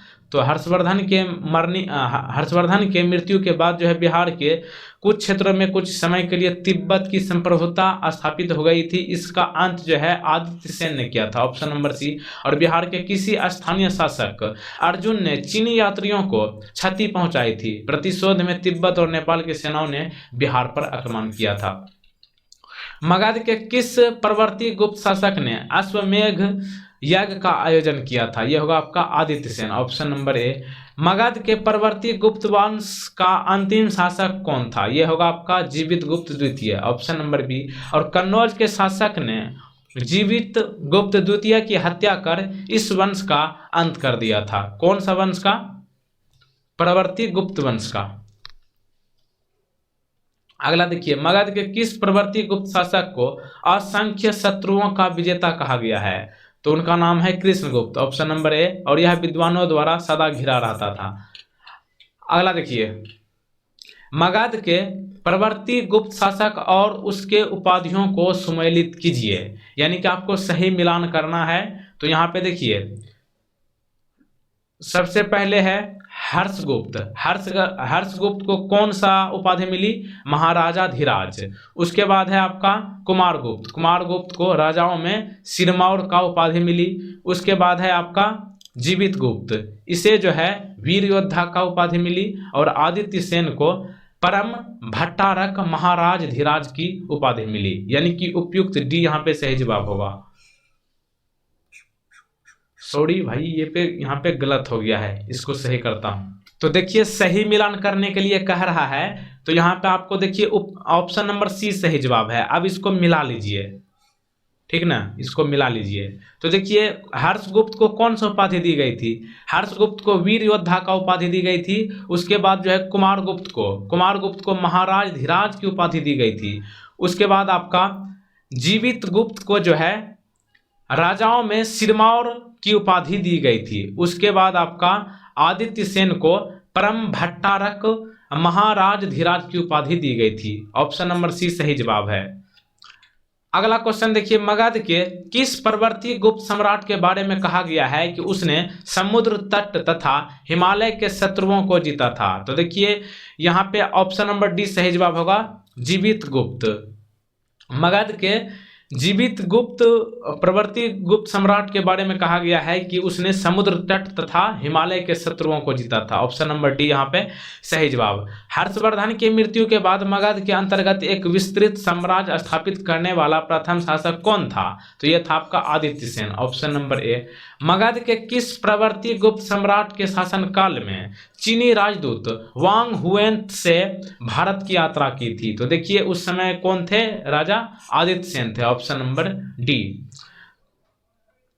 अगला देखिए, मगध के प्रवर्ती गुप्त शासकों का सही क्रम बताइए। तो देखिए, यहाँ पे होगा इसका सबसे पहले तो हो जाएगा आपका कृष्णगुप्त, हर्षगुप्त, जीवित गुप्त, कुमारगुप्त, दामोदर गुप्त और महासेन गुप्त। उसके बाद हो जाएगा आपका देवगुप्त, ठीक ना। उसके बाद माधव गुप्त, उसके बाद Aditya Sen. Option number B यहाँ पे सही जवाब होगा। अब देखिए, बिहार के गुप्तोत्तर युग और बिहार, इससे संबंधित क्वेश्चन। तो देखिए, चीनी यात्री इत्संग बिहार का भ्रमण कब किया था? तो यह किया था 673 ईस्वी में लगभग, ठीक ना। और इत्सिंग ने लगभग 675 ईस्वी से लगातार 10 वर्षों तक जो है नालंदा विश्वविद्यालय में शिक्षा प्राप्त की थी। हर्षवर्धन के समय में बिहार राज्य में कौन सा विश्वविद्यालय प्रसिद्ध था? हर्षवर्धन के समय में बिहार राज्य में आपका नालंदा विश्वविद्यालय जो है काफी पॉपुलर था। चीनी यात्री वेनसांग ने किस विश्वविद्यालय में अध्ययन किया था? तो ये आपका नालंदा विश्वविद्यालय में पढ़ाई की थी। हेनसांग ने नालंदा विश्वविद्यालय में 635 से 640 यानी कि 5 वर्षों तक पढ़ाई किया था। हेनसांग ने पाटलिपुत्र की यात्रा किस वर्ष की थी? तो देखिए हेनसांग जो है 635 ईस्वी में जो है पाटलिपुत्र की यात्रा की थी। बोध गया के महाबोधि वृक्ष को क्षति पहुंचाने वाला शासक कौन था? तो यह था आपका शशांक। और शशांक जो है बंगाल का शासक था जो क्रूर एवं धर्माद्र था। अब देखिए, पाल कालीन संबंधित बिहार में कितने क्वेश्चंस बनते हैं पाल काल से। देखिए, पहला प्रश्न है, ओदंतपुर शिक्षा केंद्र इनमें से किस राज्य में अवस्थित था? तो यह होगा आपका बिहार। ओदंतपुर शिक्षा केंद्र बिहार में अवस्थित था। पाल वंश के संस्थापक कौन थे? तो यह होगा आपका गोपाल। गोपाल का शासनकाल कब से कब रहा? 750 से 770 ईस्वी तक रहा।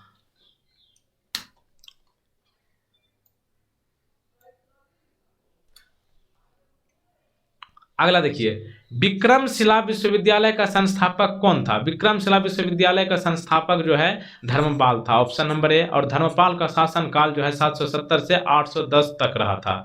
विक्रमशिला विश्वविद्यालय की स्थापना किस वंश के शासक ने किया था? तो ये आपका पाल वंश के राजा धर्मपाल ने किया था। और विक्रमशिला विश्वविद्यालय भागलपुर में है।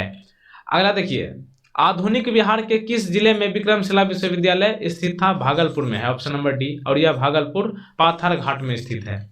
नालंदा महाविहार को आर्थिक अनुदान देने वाला शासक कौन था? हर्ष, धर्मपाल एवं देवपाल था, ऑप्शन नंबर ए। मुंगेर जो कि बिहार का एक जिला है, इसको अपनी राजधानी बनाने वाला पाल शासक कौन था? यह था आपका देवपाल, ठीक ना। पाल शासकों द्वारा बौद्ध धर्म के किस संप्रदाय को विशेष प्रोत्साहन दिया गया? तो देखिए, पाल शासकों द्वारा बौद्ध धर्म के महायान को विशेष प्रोत्साहन दिया गया था, ऑप्शन नंबर ए। किस शासक के काल में शैलेंद्र वंश के शासक ने नालंदा में एक बौद्ध मठ का स्थापना करवाया था? तो यह होगा आपका देवपाल के समय में। और इसके लिए देवपाल ने 5 गांव दान के रूप में दिया था। नालंदा विश्वविद्यालय के खर्च के लिए किसने 200 गांवों को दान किया था? नालंदा विश्वविद्यालय के खर्च के लिए जो है धर्मपाल ने 200 गांवों को दान में दिए थे। अगला देखिए, क्वेश्चन नंबर 11 नंबर है, किस शासक ने ओदंतपुरी जो कि बिहार शरीफ है, यहाँ पे बौद्ध विहार की स्थापना करवाया था? तो ओदंतपुरी में बौद्ध विहार की स्थापना जो है गोपाल ने करवाया था, ऑप्शन नंबर ए यहाँ पे सही जवाब होगा। क्या हो गया है यार। क्वेश्चन नंबर 12 देखिए, किस काल में कांसे की मूर्तियों की निर्माण की एक उन्नत शैली का विकास बिहार में हुआ था? तो यह होगा आपका पाल युग में हुआ था, option number D. Question number next देखिए, 13 नंबर, बिहार में पाल युग में कांस से निर्मित मूर्ति की एक उन्नत शैली का विकास हुआ। कांस मूर्तियों के निर्माण की इस शैली में निर्णायक देन इनमें से किसकी थी? धीमन एवं विठपाल की थी, ऑप्शन नंबर बी। पाल कालीन कांस्य मूर्ति कलाकार धीमन एवं विठपाल कहाँ के निवासी थे? ये आपका नालंदा के थे। धीमन का पुत्र विठपाल था। अगला क्वेश्चन देखिए, पाल कालीन कांस्य प्रतिमाएं सांचे में ढली है, इसका साक्ष्य कहां से मिलता है? यह नालंदा एवं कुकरीहार गया से मिलता है, ऑप्शन नंबर ए। पाल कालीन मूर्ति कलाकार धीमन एवं विठपाल किसके समकालीन थे? धर्मपाल एवं देवपाल के समकालीन थे, ऑप्शन नंबर डी यहाँ पे सही जवाब। अगला देखिए, क्वेश्चन नंबर 17, चित्रित पांडुलिपि अष्टसहस्रिक प्रज्ञा प्रमित और पंचरक्ष किस युग के हैं? तो ये सभी जो है पाल युग से संबंधित है, ऑप्शन नंबर सी। पाल कालीन चित्रकला का भित्ति चित्र रूप कहां से प्राप्त हुआ है? तो ये जो है आपका नालंदा से प्राप्त हुआ है। अगला प्रश्न देखिए, क्वेश्चन नंबर 19। क्वेश्चन नंबर 19 है कि पाल शासक अपना आदेश प्रसारित करते थे कहां से? पाल शासक अपना आदेश जो है पाटलिपुत्र से प्रसारित करते थे, ऑप्शन नंबर ए। पाल काल में श्रीनगर भुक्ति किसे कहा जाता था? तो ये आपका मगध को कहा जाता था। और ये अंग पुटवर्धन भुक्ति थे, ठीक ना। ऑप्शन नंबर डी जो है मगध को पाल काल में श्रीनगर भुक्ति कहा जाता था, ऑप्शन नंबर डी। देवपाल की अनुमति से सुमात्रा के राजा बलदेव पुत्र ने कहां विदेशी विद्यार्थियों के लिए छात्रावास का निर्माण करवाया था? तो ये नालंदा में जो है विदेशी विद्यार्थियों के लिए छात्रावास का निर्माण करवाया था। किसने? राजा बलदेव पुत्र ने, सुमात्रा के राजा बलदेव पुत्र ने ये जो है आपका विदेशी विद्यार्थियों के लिए छात्रावास का निर्माण करवाया था नालंदा में। अब देखिए से संबंधित प्रश्न, मिथिला के कर्नाट शासक। तो देखिए, मिथिला या तिरहुट के कर्नाट राज्य का उदय 1097 से 98 में किसके शासनकाल में हुआ था? यह होगा रामपाल के शासनकाल में। मिथिला या तिरहुट के कर्नाट राज्य का संस्थापक कौन था? नन्यदेव था। मिथिला के कर्नाट शासकों की राजधानी कहां थी? सिमरावगढ़ था, option number D. Question number 4 देखिए, कर्नाट वंश का अंतिम शासक कौन था? तो यह था आपका Hari Singh, option number B. Karnat वंश का पूर्णतः अंत कब हुआ? 1378 ईस्वी तक हुआ था पूरी तरीके से कर्नाट वंश का अंत, ऑप्शन नंबर ए। बिहार में किसके समय में पंजी प्रबंध का विकास हुआ था? कर्नाट शासक के समय में हुआ था। तिब्बती इतिहासकार धर्मस्वामी तिरहुत आया था किस वर्ष? यह आया था 1234 ईस्वी में। बख्तियार खलजी के आक्रमण के समय कर्नाट राज्य पर किसका शासन था? तो यहाँ पर किसका शासन था बख्तियार खिलजी के आक्रमण के समय? नरसिंह देव का था, ऑप्शन नंबर ए। तुर्क सेनापति तुगरिल तुगन द्वारा मिथिला पर आक्रमण की चर्चा करने वाला विदेशी यात्री कौन है? तो ये होगा आपका धर्मास्वामीन और मुल्ला तकिया, यानी कि ऑप्शन नंबर डी, बी एवं सी, धर्मास्वामीन और मुल्ला तकिया। तुगरिल तुगन के अभियान के समय कर्नाट राज्य का शासक कौन था? तो तुगरिल तुगन के अभियान के समय कर्नाट राज्य का शासक जो था राम सिंह देव था, ऑप्शन नंबर बी। अगला प्रश्न क्वेश्चन नंबर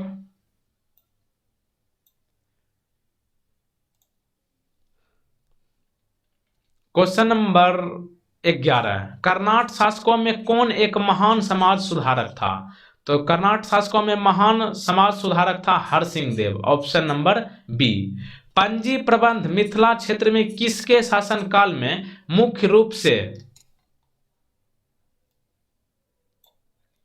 पंजी प्रबंध मिथिला क्षेत्र में किसके शासनकाल में मुख्य रूप से विकसित हुआ? तो यह होगा आपका हरिसिंह देव के शासनकाल में, ऑप्शन नंबर सी यहाँ पे सही जवाब होगा। अब देखिए बिहार का मध्यकालीन बिहार से संबंधित प्रश्न, बिहार में तुर्कों का आगमन। तो देखिए बिहार का प्रथम मुस्लिम विजेता कौन था? तो यह था आपका Bakhtiyar Khilji, option number C.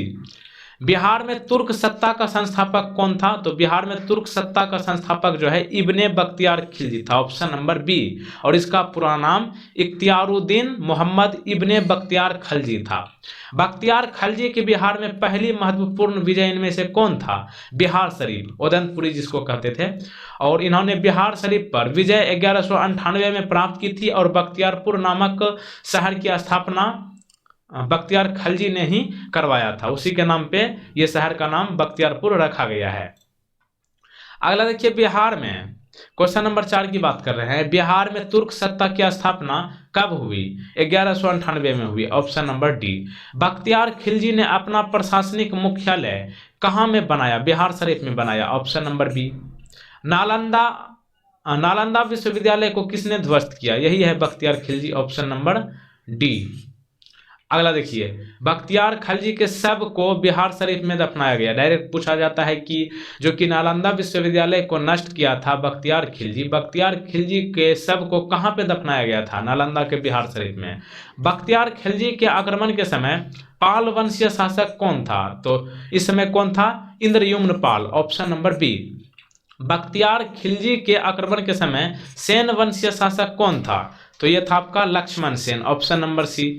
Bihar के सूफी संतों का आगमन किस शताब्दी में हुआ था? बिहार के सूफी संतों का आगमन जो है 12वीं शताब्दी में हुआ था, ऑप्शन नंबर बी। बिहार में आने वाले पहले सूफी संत कौन थे? ये आपका मोमिन आरिफ थे, ऑप्शन नंबर ए।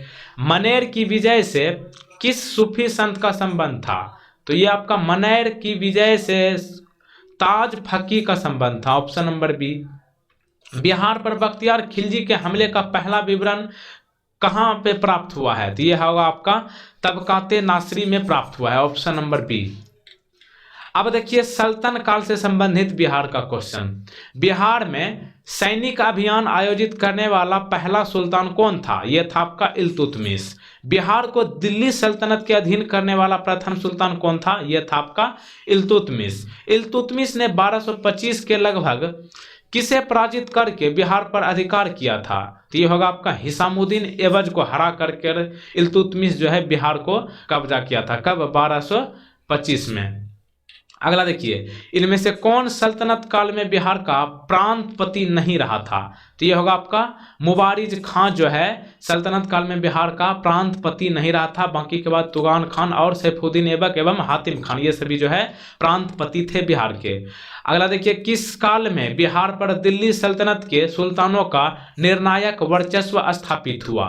तो ये होगा आपका तुगलक काल में, ऑप्शन नंबर सी यहाँ पे सही जवाब। बिहार के कर्नाट वंश के शासक हरिसिंह देव को पराजित करने वाला सुल्तान कौन था? तो यह था आपका Ghiyasuddin Tughlaq, option number B. Mohammad bin Tughlaq ने बिहार के किस नगर का नाम तुगलकपुर कर दिया था? तो देखिए मोहम्मद बिन तुगलक ने बिहार के दरभंगा जो कि तिरहुत के नाम से जाना जाता है, इसको तुगलकपुर कर दिया था। ऑप्शन नंबर ए यहाँ पे सही जवाब। दरभंगा में एक दुर्ग एवं जमा मस्जिद का निर्माण करने वाला सुल्तान कौन था? यह था आपका मोहम्मद बिन तुगलक था। तुगलक काल में बिहार की राजधानी कहाँ थी? बिहार शरीफ थी, नालंदा। बिहार शरीफ आधुनिक नालंदा जिले में स्थित है, ये बात आप भी जान लीजिए। बिहार राज्य का नाम बिहार किसने दिया था? बिहार राज्य का नाम जो है यह आपका तुर्कों ने दिया था, ऑप्शन नंबर डी। और इस क्षेत्र में बौद्ध बिहारों की संख्या अधिक थी, अतः इन्होंने इसे बिहारों का प्रदेश कहा। बिहार राज्य का नाम बिहार किस काल में पड़ा? तुगलक काल में पड़ा, ऑप्शन नंबर बी। अगला देखिए, मलिक इब्राहिम या मलिक बया बिहार का प्रशासक किस काल में था? तो ये मलिक इब्राहिम या फिर मलिक बया बिहार का प्रशासक जो है तुगलक काल में था, ऑप्शन नंबर सी। और मलिक इब्राहिम बिहार के महत्वपूर्ण प्रशासकों में से एक था। बिहार के तुगलक काल के सर्वाधिक महत्वपूर्ण प्रशासक मलिक इब्राहिम या फिर मलिक बया का मकबरा कहाँ है? यह आपका बिहार शरीफ में है। क्वेश्चन नंबर नेक्स्ट है कि बिहार के प्रसिद्ध संत शेख अहमद चिरमपोश से भेंट किस सुल्तान ने किया था? तो देखिए, बिहार के प्रसिद्ध संत शेख अहमद चिरमपोश से भेंट इनमें से फिरोज तुगलक ने किया था, option number D. Firoz Tughlaq का फारसी अभिलेख किससे मिलता है? बिहार शरीफ से मिलता है, ऑप्शन नंबर ए। उत्तर बिहार के कर्नट शासकों का अंत किस सुल्तान के द्वारा हुआ? तो ये होगा आपका गयासुद्दीन तुगलक द्वारा, ऑप्शन नंबर बी। और मोहम्मद तुगलक के काल में तिरहुत का क्षेत्र सल्तनत में मिला दिया गया था। अगला प्रश्न देखिए 17 नंबर, 17वीं सदी में तिरहुत में फिरोज ने किस वंश का शासन आरंभ करवाया था? तो यह होगा आपका वेनवार वंश का। अगला देखिए, तिरहुत के किस वेनवार वंश के शासक के छत्र छाया में प्रसिद्ध कवि विद्यापति ने अपने काव्य की रचना की? तो यह होगा आपका Shiv Singh, option number C. Bihar में प्रारंभिक तुर्क गतिविधियों के संदर्भ में महत्वपूर्ण जानकारी के प्रमुख स्रोत इनमें से क्या है? तबकाते नासरी है, ऑप्शन नंबर ए। अगला देखिए क्वेश्चन नंबर 20, इब्राहिम लोदी के काल में बिहार के किस सूबेदार ने सुल्तान के विरुद्ध विद्रोह किया था? तो ये दरिया खान नोहानी थे, ऑप्शन नंबर ए। बिहार के जनजातीय क्षेत्र के लिए झारखंड शब्द का प्रयोग पहली बार कब हुआ था? तो ये आपका 13वीं शताब्दी में हुआ था, ऑप्शन नंबर बी। वर्तमान बिहार क्षेत्र के लिए बिहार नाम सर्वप्रथम किस रचना में मिलता है? तो ये तबकाते नासरी में जो है वर्तमान बिहार क्षेत्र के लिए बिहार का नाम मिलता है। बिहार किस सुल्तान के तिरहुत को तुगलकपुर का नाम दिया गया? तो ये होगा आपका मोहम्मद बिन तुगलक। किस सुल्तान ने तिरहुत यानी कि तुगलकपुर से अपने सिक्के जारी किए? तो ये होगा आपका मोहम्मद बिन तुगलक जो है तुगलकपुर से सिक्के जारी किए थे, ठीक ना। मुजफ्फरपुर का इलाका एक तरह से हो गया। अगला देखिए, किस सुल्तान ने राजगीर स्थित जैन मंदिरों को अनुदान दिए थे? तो देखिए यहाँ पे आपको फिरोज शाह तुगलक जो है राजगीर स्थित जैन मंदिरों को अनुदान दिए थे, ऑप्शन नंबर सी। तुगलक काल में बिहार के प्रांतपति पद पर आसीन इनमें से कौन रहे थे? तो यहाँ पर होगा मलिक बया और मजदुल मुल्क, यानी कि ऑप्शन नंबर सी, ए एवं बी दोनों। दिल्ली के किस सुल्तान ने बिहार में सैनिक अभियान करके मुंगेर तक अपना राज्य विस्तृत किया था? सिकंदर लोदी था, option number C. Bakhtiyar Khilji का बिहार में प्रथम पड़ाव कहाँ था? बख्तियार खिलजी जो है बिहार में सबसे पहले कहाँ पे अपना स्थिति डाला था? ऑप्शन नंबर ए, मनेर, पटना में। बिहार शरीफ स्थित मलिक बया के मकबरे की विशिष्टता इनमें से कौन है? तो ये होगा आपका सलामी दीवारें अथवा लंबुत्रा गुबंद, यानी कि ऑप्शन नंबर सी सही जवाब होगा, ए एवं बी, ठीक ना।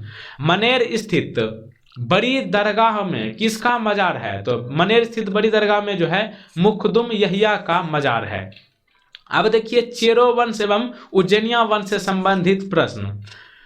देखिए प्रश्न है कि पूर्व मध्यकाल में सोन नदी की घाटी के क्षेत्र में किस जनजातीय राज्य का उत्थान हुआ था? तो देखिए पूर्व मध्यकाल में सोन नदी की घाटी के क्षेत्र में खरवाड़ जनजातीय राज्य का उत्थान हुआ था, ऑप्शन नंबर ए। पाल सत्ता के पतन काल में मध्य बिहार में किस जनजाति ने अपना राज्य गठित किया? तो ये होगा आपका भार, ऑप्शन नंबर बी। 12वीं शताब्दी में पश्चिम बिहार, चंपारण और मुजफ्फरपुर में कौन राज्य संगठित हुआ था? तो ये होगा आपका चेरो राज्य, ऑप्शन नंबर सी। चेरो राज्य का संघर्ष किन मुस्लिम राजवंशों के साथ हुआ था? तो यहां पर आपका होगा तुगलक, सूर और मुगल, ऑप्शन नंबर यहाँ पे डी। 1, 4, 5 जो है चेरो राज्य का संघर्ष जो है इनमें से तुगलक, सूर और मुगल राजवंशों के साथ हुआ था, ऑप्शन नंबर डी। दलपत शाही का संबंध किस राज्य से था? तो यह होगा आपका उज्जैनिया राज्य से, ऑप्शन नंबर ए।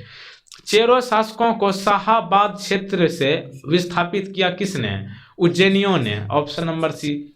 शेर शाह ने मुगलों के विरुद्ध संघर्ष में किससे सहायता प्राप्त की थी? शेर शाह ने मुगलों के विरुद्ध संघर्ष में यह आपका चेर शासकों से सहायता प्राप्त की थी, ऑप्शन नंबर ए।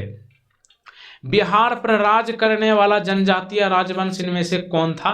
तो चेरो वंश था, ऑप्शन नंबर ए। और पाल वंश के उपरांत चेरो वंश ने शाहाबाद, सारण, चंपारण एवं मुजफ्फरपुर के जिलों में अपनी सत्ता स्थापित की थी। किस चेरो राजा ने जगदीशपुर के मेले की शुरुआत की? तो यह होगा आपका फूलचंद ने जगदीशपुर के मेले की शुरुआत की थी, ऑप्शन नंबर सी।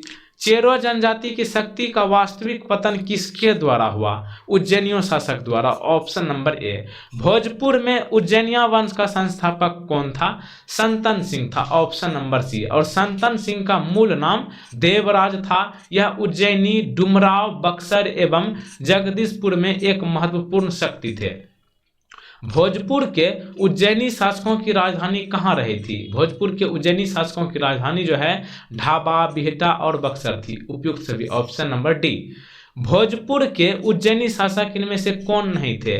तो भोजपुर के उज्जैनी शासक इनमें से बाघमल नहीं थे, बाकी के संग्राम देव, राजा राम शाही और राजा नारायण मल जो है भोजपुर के उज्जैनी शासकों में थे, शामिल थे। अगला देखिए 14 नंबर, चांद एवं मुंड जो चंडेश्वरी एवं मुंडेश्वरी नामक मंदिरों से जुड़े हैं, ये किससे संबंधित है? ये शाहाबाद के चेर से संबंधित है। अब देखिए बिहार में अफगान राज्य का गठन कैसे हुआ था? बिहार में अफगान सत्ता के आरंभिक उत्कर्ष में निर्णायक देन इनमें से किसकी थी? नुहाने कबीले के थी, option number D. Sikandar Lodi ने 1495 से 96 में किसे बिहार का प्रभारी नियुक्त किया? तो ये जो है सिकंदर लोदी 1495 और 96 के लिए बिहार का प्रभारी दरिया खान नुहानी को नियुक्त किया था और हुसैन शाही सरकी को पराजित कर इसे बिहार का प्रभारी बनाया गया था। अगला देखिए बिहार में नुहानी राज्य का संस्थापक कौन था? मोहम्मद शाह नुहानी था, ऑप्शन नंबर बी। और मोहम्मद खां लोहानी का असली नाम बहार खान था। इसने दिल्ली सल्तनत से अपनी स्वतंत्रता घोषित कर दी थी और उत्तर बिहार का क्षेत्र सारण इत्यादि एवं एक अन्य अफगानी नुसरत खां के अधीन था। अगला देखिए question number next, Mahmud Lodi को विस्थापित करके बाबर ने किसे बिहार का प्रशासक नियुक्त किया? तो महमूद लोदी को विस्थापित कर बाबर ने जलाल खान को प्रशासक के रूप में नियुक्त किया था, ऑप्शन नंबर बी। और यह मोहम्मद शाह नुहानी का पुत्र था। अब देखिए शेर शाह सूरी से संबंधित प्रश्न। सुर साम्राज्य जो कि 1540 से 45 तक रहा था। सुर वंश की स्थापना किसने की थी? शेर शाह ने। और शेर शाह का बचपन का नाम या फिर मूल नाम क्या था? फरीद खान था, कई बार पूछा गया है। शेर शाह को शेर खां की उपाधि किसने दी थी? इन्हें जो है शेर शाह को शेर खां की उपाधि मोहम्मद नुहानी ने दी थी, ऑप्शन नंबर ए। और एक शेर मारने के उपलक्ष्य में उसे शेर खां की उपाधि दी गई थी। शेर खां के पिता हसन खां जागीरदार कहाँ के थे? ये सासाराम के जागीरदार थे। शेर खां बिहार के किस शासक का संरक्षक नियुक्त हुआ था? तो ये जलाल खान का संरक्षक नियुक्त हुआ था। बिहार में शेर शाह का राजनीतिक वर्चस्व किस युद्ध में उसकी विजय के साथ स्थापित हुआ? तो यह होगा आपका सूरजगढ़ा का युद्ध। शेर शाह ने किस युद्ध में हुमायूं को पराजित किया था? शेर शाह ने हुमायूं को चौसा का युद्ध और बिलग्राम जिसे कन्नौज का युद्ध कहा जाता है, इन दोनों युद्ध में जो है शेर शाह ने हुमायूं को हराया था, ऑप्शन नंबर सी, ए एवं बी दोनों। शेर शाह ने बिलग्राम अथवा कन्नौज के युद्ध में हुमायूं को पराजित कर खुद को दिल्ली का सुल्तान घोषित किया था। क्वेश्चन नंबर 11 देखिए, शेर शाह द्वारा पटना के नव निर्माण का वर्णन किस रचना में मिलती है? तो यह होगा आपका तारीख Dawoodi, option number D. Sher Shah द्वारा अफगान राज्य की पुनर्स्थापना किस युद्ध के उपरांत हुई? शेर शाह द्वारा अफगान राज्य की पुनर्स्थापना जो है कन्नौज के युद्ध के बाद हुआ। कन्नौज का युद्ध का दूसरा नाम बिलग्राम युद्ध है। शेर शाह का प्रशासनिक प्रयोगशाला इनमें से कहाँ था? Sahasram, option number B, Sasaram जिसे कहते हैं आज का। बिहार का अंतिम अफगान शासक कौन था? दाऊद खां करारानी, ठीक। शेर शाह का मकबरा कहाँ है? सासाराम में है। सासाराम जो है रोहतास जिला का मुख्यालय है, ठीक ना। शेर शाह का मकबरा अफगान स्थापत्य का सर्वश्रेष्ठ उदाहरण है। यह बात आप एक्स्ट्रा जानकारी के लिए रख सकते हैं। शेर शाह का मकबरा जो है अफगान स्थापत्य का सर्वश्रेष्ठ एग्जाम्पल है। अगला देखिए 16 नंबर, शेर शाह द्वारा पटना का दुर्ग और पटना को राजधानी बनाने की चर्चा कहाँ मिलती है? तो यह होगा आपका तारीख दाऊदी, ऑप्शन नंबर सी। और तारीख दाऊदी की रचना जो है किसने की है? अब्दुल्लाह ने की है। शेर शाह द्वारा कौन सा कार्य किया गया था? तो शेर शाह द्वारा इनमें से जब्त प्रणाली की शुरुआत, सिकंदरी गंज एवं सन की डंडी का प्रयोग और रुपया का प्रचलन, यानी कि उपयुक्त सभी। ऑप्शन नंबर डी यहाँ पे सही जवाब है। क्वेश्चन नंबर 18, बिहार राज्य में स्थित सासाराम जो कि रोहतास का जिला मुख्यालय है, इसके किला का निर्माण किसने करवाया था? शेर शाह ने करवाया था, ऑप्शन नंबर ए। इनमें से कौन सा कार्य शेर शाह द्वारा नहीं किया गया था? तो देखिए देश की भूमि का सर्वेक्षण जो है शेर शाह द्वारा करवाया गया था। ग्रांड ट्रंक रोड का निर्माण भी इन्हीं के द्वारा करवाया गया था। और ग्रांड ट्रंक रोड का नाम जो है सड़क-ए-आजम, और किसानों को पट्टा देने तथा कबूलियत की प्रथा का आरंभ भी शेर शाह ने ही किए थे, लेकिन इबादत खाना का निर्माण इन्होंने नहीं किया था। उपयुक्त ऑप्शन नंबर सी यहाँ पे सही जवाब होगा। मध्यकाल में पटना का नव निर्माण किसने करवाया था? मध्यकाल में पटना का नव निर्माण जो है शेर शाह ने करवाया था। ऑप्शन नंबर सी यहाँ पे सही जवाब होगा। यार ये क्या होता है? क्वेश्चन नंबर 20 की बात कर रहे थे। मध्यकाल में पटना का नव निर्माण जो है शेर शाह ने करवाया था। ऑप्शन नंबर सी सही जवाब। क्वेश्चन नंबर 21 देखिए, सहसराम किसके मकबरे के लिए प्रसिद्ध है? यानी कि सासाराम जो है किस लिए है? शेर शाह सूरी, हसन खां सुर और इस्लाम शाह के लिए फेमस है। ऑप्शन नंबर डी यहाँ पे सही जवाब होगा, उपयुक्त सभी। अगला क्वेश्चन देखिए, शेर शाह के मकबरा के संबंध में क्या सही है? तो यहाँ पे सभी के सभी सही है शेर शाह के मकबरा के संबंध में, ठीक ना। तो देखिए शेर शाह के मकबरा के संबंध में, यह झील के मध्य में स्थिर अष्टकोणीय आकार का है। यह मकबरा चौकोर चबूतरे पर बना है जिसके चारों ओर सीढ़ियां हैं। इसकी छत एक भव्य गुंबद के रूप में है, यानी कि सभी के सभी सही है। Option number D. पटना को प्रांतीय राजधानी किसने बनाया था? शेर शाह ने बनाया था। ऑप्शन नंबर ए। अगला देखिए, सुप्रसिद्ध सूफी संत शेख वरन किस अफगान शासक के समकालीन थे? तो ये जो होगा आपका 3 एवं 4, यानी कि शेर शाह और इस्लाम शाह के समकालीन थे। कौन? सूफी संत शेख वरन। अगला देखिए क्वेश्चन नंबर 25, अष्टकोणीय मकबरों की श्रृंखला में अंतिम मकबरा इनमें से किसका है? इस्लाम शाह का है। शेर शाह के अधीन बिहार में कितनी सरकारें थी? तो शेर शाह के अधीन बिहार में कुल मिलाकर 7 सरकारें थी। ऑप्शन नंबर बी यहाँ पे सही जवाब। शेर शाह द्वारा पटना किले और नगर को बनाने में कितना खर्च हुआ था? 5 लाख हुआ था। ऑप्शन नंबर ए। अब देखिए मुगल काल से संबंधित प्रश्न। पहला है कि मुगल शासक बाबर ने किसे पराजित करके बिहार पर नियंत्रण प्राप्त कर लिया था? तो ये होगा आपका महमूद लोदी को हराने के बाद जो है मुगल शासक बाबर ने बिहार पर नियंत्रण किया था। और आपको ध्यान रखना है कि घाघरा की युद्ध 6 मई 1919 में बाबर से महमूद लोदी पूरी तरह पराजित होकर भाग गया था। शायद ये डाटा गलत है, 1529 होगा यहाँ पर, ठीक ना। 16 मई 1529, इसको सही कर लीजिएगा। अगला देखिए, अकबर ने अगस्त 1574 में पटना में किसे पराजित किया था? अगस्त 1574 में अकबर ने पटना में दाऊद खां को हराया था। ऑप्शन नंबर ए। अकबर ने पटना युद्ध के बाद बिहार में किसे दाऊद खां से निपटने के लिए छोड़कर लौट गया था? तो यह अकबर ने पटना युद्ध के बाद जो है बिहार में किसे दाऊद खां से निपटने के लिए छोड़कर भाग गया था? यह होगा आपका मुनीम खां। ऑप्शन नंबर सी यहाँ पे सही जवाब होगा। ऑप्शन नंबर सी। 1580 में बिहार का सूबेदार किसे बनाया गया? 1580 में बिहार का सूबेदार जो है खान ए आजम मिर्जा अजीज कोका को बनाया गया था। ऑप्शन नंबर ए। किस मुगल शासक के समय बिहार पठानों एवं मुगलों के बीच लड़ाई का केंद्र बना रहा था? तो ये अकबर के समय में हुआ था। अकबर के समय में कहाँ के उज्जैनी राजा दलपत शाही में विद्रोह किया था? तो ये होगा आपका जगदीशपुर के राजा, और जगदीशपुर के विद्रोह का दमन करने के लिए शाहबाज खां को भेजा गया था। क्वेश्चन नंबर 7 देखिए, बिहार को सबसे पहले अपने साम्राज्य में मिलाने वाला मुगल शासक कौन था? ये था अकबर। ऑप्शन नंबर ए।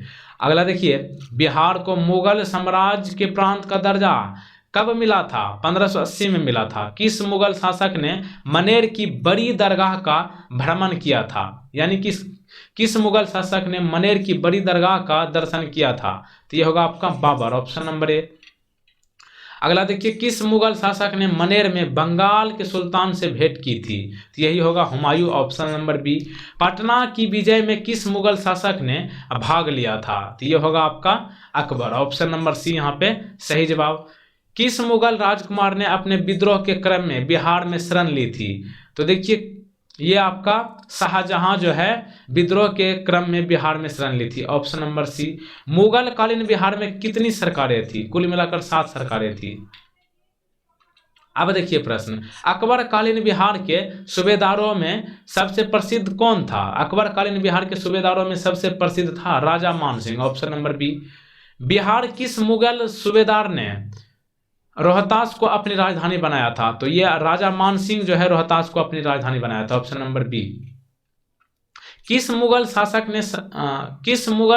ने समय में, यहाँ पे देखिए के होगा, किस मुगल शासक के समय में बिहार में सर्वाधिक विद्रोह हुए? तो देखिए, अकबर के समय में सबसे ज्यादा बिहार में विद्रोह हुए थे। Option number A. बिहार में मुगल कालीन इमारतों में सबसे पुरानी या फिर पुराना कौन है? हाजीपुर की जामा मस्जिद बिहार में मुगल कालीन इमारतों में सबसे पुराना है। ऑप्शन नंबर ए। राजकुमार अजीम द्वारा अजीमाबाद को बसाने पर कितना व्यय हुआ था?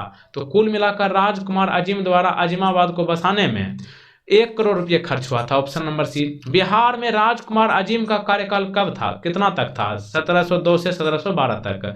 औरंगजेब के शासनकाल में बिहार में सरकारों यानी कि प्रमंडलों की संख्या कितनी थी? किसके शासनकाल में? औरंगजेब के समय में। कुल मिलाकर 8 सरकारें थी बिहार में। क्वेश्चन नंबर 21 है, किस मुगल शासक के शासनकाल में खोखरा देश यानी कि छोटा नागपुर की विजय संपन्न हुई? तो ये आपका जहांगीर के समय में जो है छोटा नागपुर की विजय कंप्लीट हुआ था। छोटा नागपुर कहाँ है? झारखंड में है। अगला क्वेश्चन देखिए 22 नंबर, सिख गुरुओं में किनका बिहार से घनिष्ठ संबंध रहा? तो यहाँ पे सही जवाब होगा गुरु नानक और गुरु तेग बहादुर और साथ ही गुरु गोविंद सिंह जो है ये सभी जो है बिहार से घनिष्ठ संबंध रखे थे। ऑप्शन नंबर सी यहाँ पे सही जवाब होगा 1, 3 एवं 4। किस मुगल सम्राट के शासनकाल में बिहार पर दिल्ली का नियंत्रण समाप्त हो गया था? तो ये फर्रुखसियर था। Option number B. अगला देखिए, ईरानी यात्री मोहम्मद सादिक किस मुगल शासक के समय में बिहार आया था? ईरानी यात्री क्या नाम था इनका? मोहम्मद सादिक। ये जो है जहांगीर के समय में बिहार आया था। Option number B. ईरानी यात्री अब्दुल लतीफ किस मुगल शासक के शासनकाल में बिहार आया था? तो ये होगा आपका अकबर। ध्यान रखिएगा, ये मोहम्मद सादिक जो है जहांगीर के समय में आया था और अब्दुल लतीफ ये अकबर के समय में बिहार की यात्रा की थी। अगला देखिए, राजा मान सिंह को बिहार प्रांत का प्रांतपति नियुक्त किया गया था किसके द्वारा? अकबर के द्वारा। और राजा मान सिंह ने रोहतास को अपनी राजधानी बनाया था। अगला देखिए, मुगल शासक जहांगीर ने 1621 में किसे बिहार का प्रांतपति नियुक्त किया था? यह होगा आपका राजकुमार परवेज को। Option number B. राजकुमार अजीम को किसने बिहार का सूबेदार बनाया था? राजकुमार अजीम को यह आपका औरंगजेब ने बिहार का सूबेदार बनाया था। Option number D.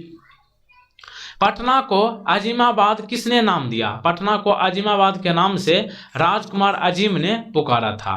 वह प्रथम मुगल सम्राट जिसका राज्याभिषेक बिहार में हुआ था उसका क्या नाम था? फर्रुखसियर था। Option number D. किस मुगल शासक का राज्याभिषेक पटना में हुआ था? तो ये फर्रुखसियर हो जाएगा। ऑप्शन नंबर ए। किस मुगल शासक काल में बिहार पर बंगाल के नवाबों का नियंत्रण स्थापित हुआ था? तो ये होगा आपका बहादुर शाह प्रथम। क्वेश्चन नंबर अगला देखते हैं 32 नंबर के बाद आपका क्वेश्चन नंबर 33 है। मुगल प्रांत बनने के बाद बिहार का गवर्नर कौन बना था? तो मुगल प्रांत बनने के बाद बिहार का गवर्नर जो है मिर्जा अजीज कोकल ताश बना था, ऑप्शन नंबर बी। मुगल कालीन बिहार का गवर्नर कौन रहा था? इनमें से सभी रहा था, शुजात खान, सईद खान और मुकर्रब खान, उपयुक्त सभी, option number D.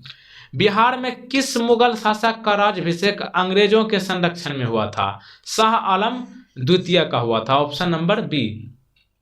Question number 36, Mughal काल में बिहार का व्यापार किस महाद्वीप से होता था? तो ये होगा आपका मुगल कालीन में बिहार का व्यापार जो है एशिया, अफ्रीका और यूरोप से होता था, ऑप्शन नंबर डी, उपयुक्त सभी। बिहार में मुगल स्थापत्य कला का सर्वश्रेष्ठ उदाहरण इनमें से कौन है? तो मनेर स्थित शाह दौलत का मकबरा जो है बिहार में मुगल स्थापत्य कला का सबसे अच्छा उदाहरण है, ऑप्शन नंबर बी। बिहार के मनेर में स्थित शाह दौलत का मकबरा किसने बनवाया था? इब्राहिम खान काकर ने बनवाया था। और इब्राहिम खान जो है ये आपका मनेर में शाह दौलत का मकबरा बनाया था और इसे जहांगीर के शासनकाल में बिहार के प्रांतपति इब्राहिम खान काकर द्वारा बनवाया गया था। यहाँ पे ऑप्शन नंबर ए यहाँ पे सही जवाब है। अगला प्रश्न देखिए, बिहार के मनेर में स्थित शाह दौलत का मकबरा के संबंध में इनमें से क्या सही है? तो यहाँ पे इसका निर्माण लाल पत्थर से हुआ है, सही है, और इस पर अकबर के अधीन विकसित संश्लेषित शैली का प्रभाव है, ऑप्शन नंबर सी सही जवाब होगा, ए और बी दोनों। और शाह दौलत का मकबरा के निर्माण 1617 में हुआ था और यह बिहार में मुगल शैली का सर्वश्रेष्ठ उदाहरण है। अगला देखिए क्वेश्चन नंबर 40, 1556 से 57 में मुगल शासक अकबर ने किसकी विद्वता के पुरस्कार में उसे मिथिला का राज्य दे दिया गया था? तो देखिए 1556 से 57 के बीच जो है मुगल शासक अकबर ने यह आपको हरि सिंह को पुरस्कार में मिथिला का राज्य दिया था, ऑप्शन नंबर बी। शाहजहां के काल में बिहार का सूबेदार कौन था? शाइस्ता खान था, ऑप्शन नंबर डी। अकबर ने बंगाल तथा बिहार के मुगल साम्राज्य में मिलाया था कब? अकबर ने बंगाल और बिहार को मुगल साम्राज्य में कब मिला लिया था? तो ये होगा आपका 1576 ईस्वी में। और अकबर ने बंगाल और बिहार को 1575 से 76 ईस्वी में अपने साम्राज्य के अधीन कर लिया था। मुगल काल में किस वर्ष बिहार को बंगाल सूबे का अंग मान लिया गया था? तो ये होगा आपका 1733 ईस्वी में। बिहार में शासन करने वाला प्रथम मुगल शहजादा कौन था? तो बिहार में शासन करने वाला प्रथम मुगल शहजादा जो है शहजादा परवेज था, ऑप्शन नंबर बी यहाँ पे सही जवाब होगा। अब देखिए बिहार का आधुनिक इतिहास से संबंधित प्रश्न। बंगाल के नवाब और बिहार से संबंधित क्वेश्चन है कि नवाब अली वर्दी खां की बिहार में कार्यकाल कब से कब थी? तो ये हो जाएगा आपका 1734 से 1740 ईस्वी, ऑप्शन नंबर बी। अली वर्दी खान ने बंगाल की गद्दी पर कब अधिकार किया था? बंगाल की गद्दी पर यानी कि अली वर्दी खान कब बैठा था? 1740 ईस्वी में। बंगाल के नवाबों में किसने राजधानी मुर्शिदाबाद से हटाकर मुंगेर में स्थापित की थी? तो यह था आपका Mir Qasim, option number D. 1748 में बिहार के किस उप नवाब की हत्या हुई थी? तो 1748 में हैबत जंग की हत्या हुई थी, ऑप्शन नंबर बी। बिहार में हुआ था इसकी हत्या, ठीक ना। अगला देखिए 1748 में अली वर्दी खान ने रानी सराय के युद्ध में किसे हराया था? तो अफगानों को हराया था, ऑप्शन नंबर ए। निम्नलिखित में कौन बिहार का प्रथम नायब नाजिम था? तो ये होगा आपका Raja Ram Narayan, option number D. 1733 में मुगल सम्राट मोहम्मद शाह ने किसे बिहार की सूबेदारी प्रदान की थी? 1733 में मुगल सम्राट मोहम्मद शाह ने सुजाउद्दीन को सूबेदारी प्रदान की थी बिहार की, ऑप्शन नंबर ए। अली वर्दी खान ने बिहार में अफगानों को किस युद्ध में पराजित किया था? अली वर्दी खान ने अफगानों को जो है पटना के युद्ध में पराजित किया था, ऑप्शन नंबर बी यहाँ पे सही जवाब होगा। अगला देखिए क्वेश्चन नंबर 9। क्वेश्चन नंबर 9 है कि बिहार में कहां अलीवर्दी खान ने मराठों को पराजित किया था? तो ये होगा आपका फतुहा के समीप, पटना में है। बिहार के किस उप नवाब को अफगानों ने हत्या कर दी थी? तो ये होगा आपका जैनुद्दीन हैबत जंग की जो हत्या अफगानों द्वारा की गई थी और 1748 में इसका हत्या हुआ था। अब देखिए बिहार में यूरोपीय कंपनी का आगमन। बिहार में डेन व्यापारियों ने कहां व्यापारिक कोठी खोला था? तो ये होगा आपका Patna city, option number D Nepali कोठी, ठीक ना। बिहार के पटना में माल गोदाम की स्थापना फ्रांसीसियों ने कब किया था? 1734 में, ऑप्शन नंबर ए।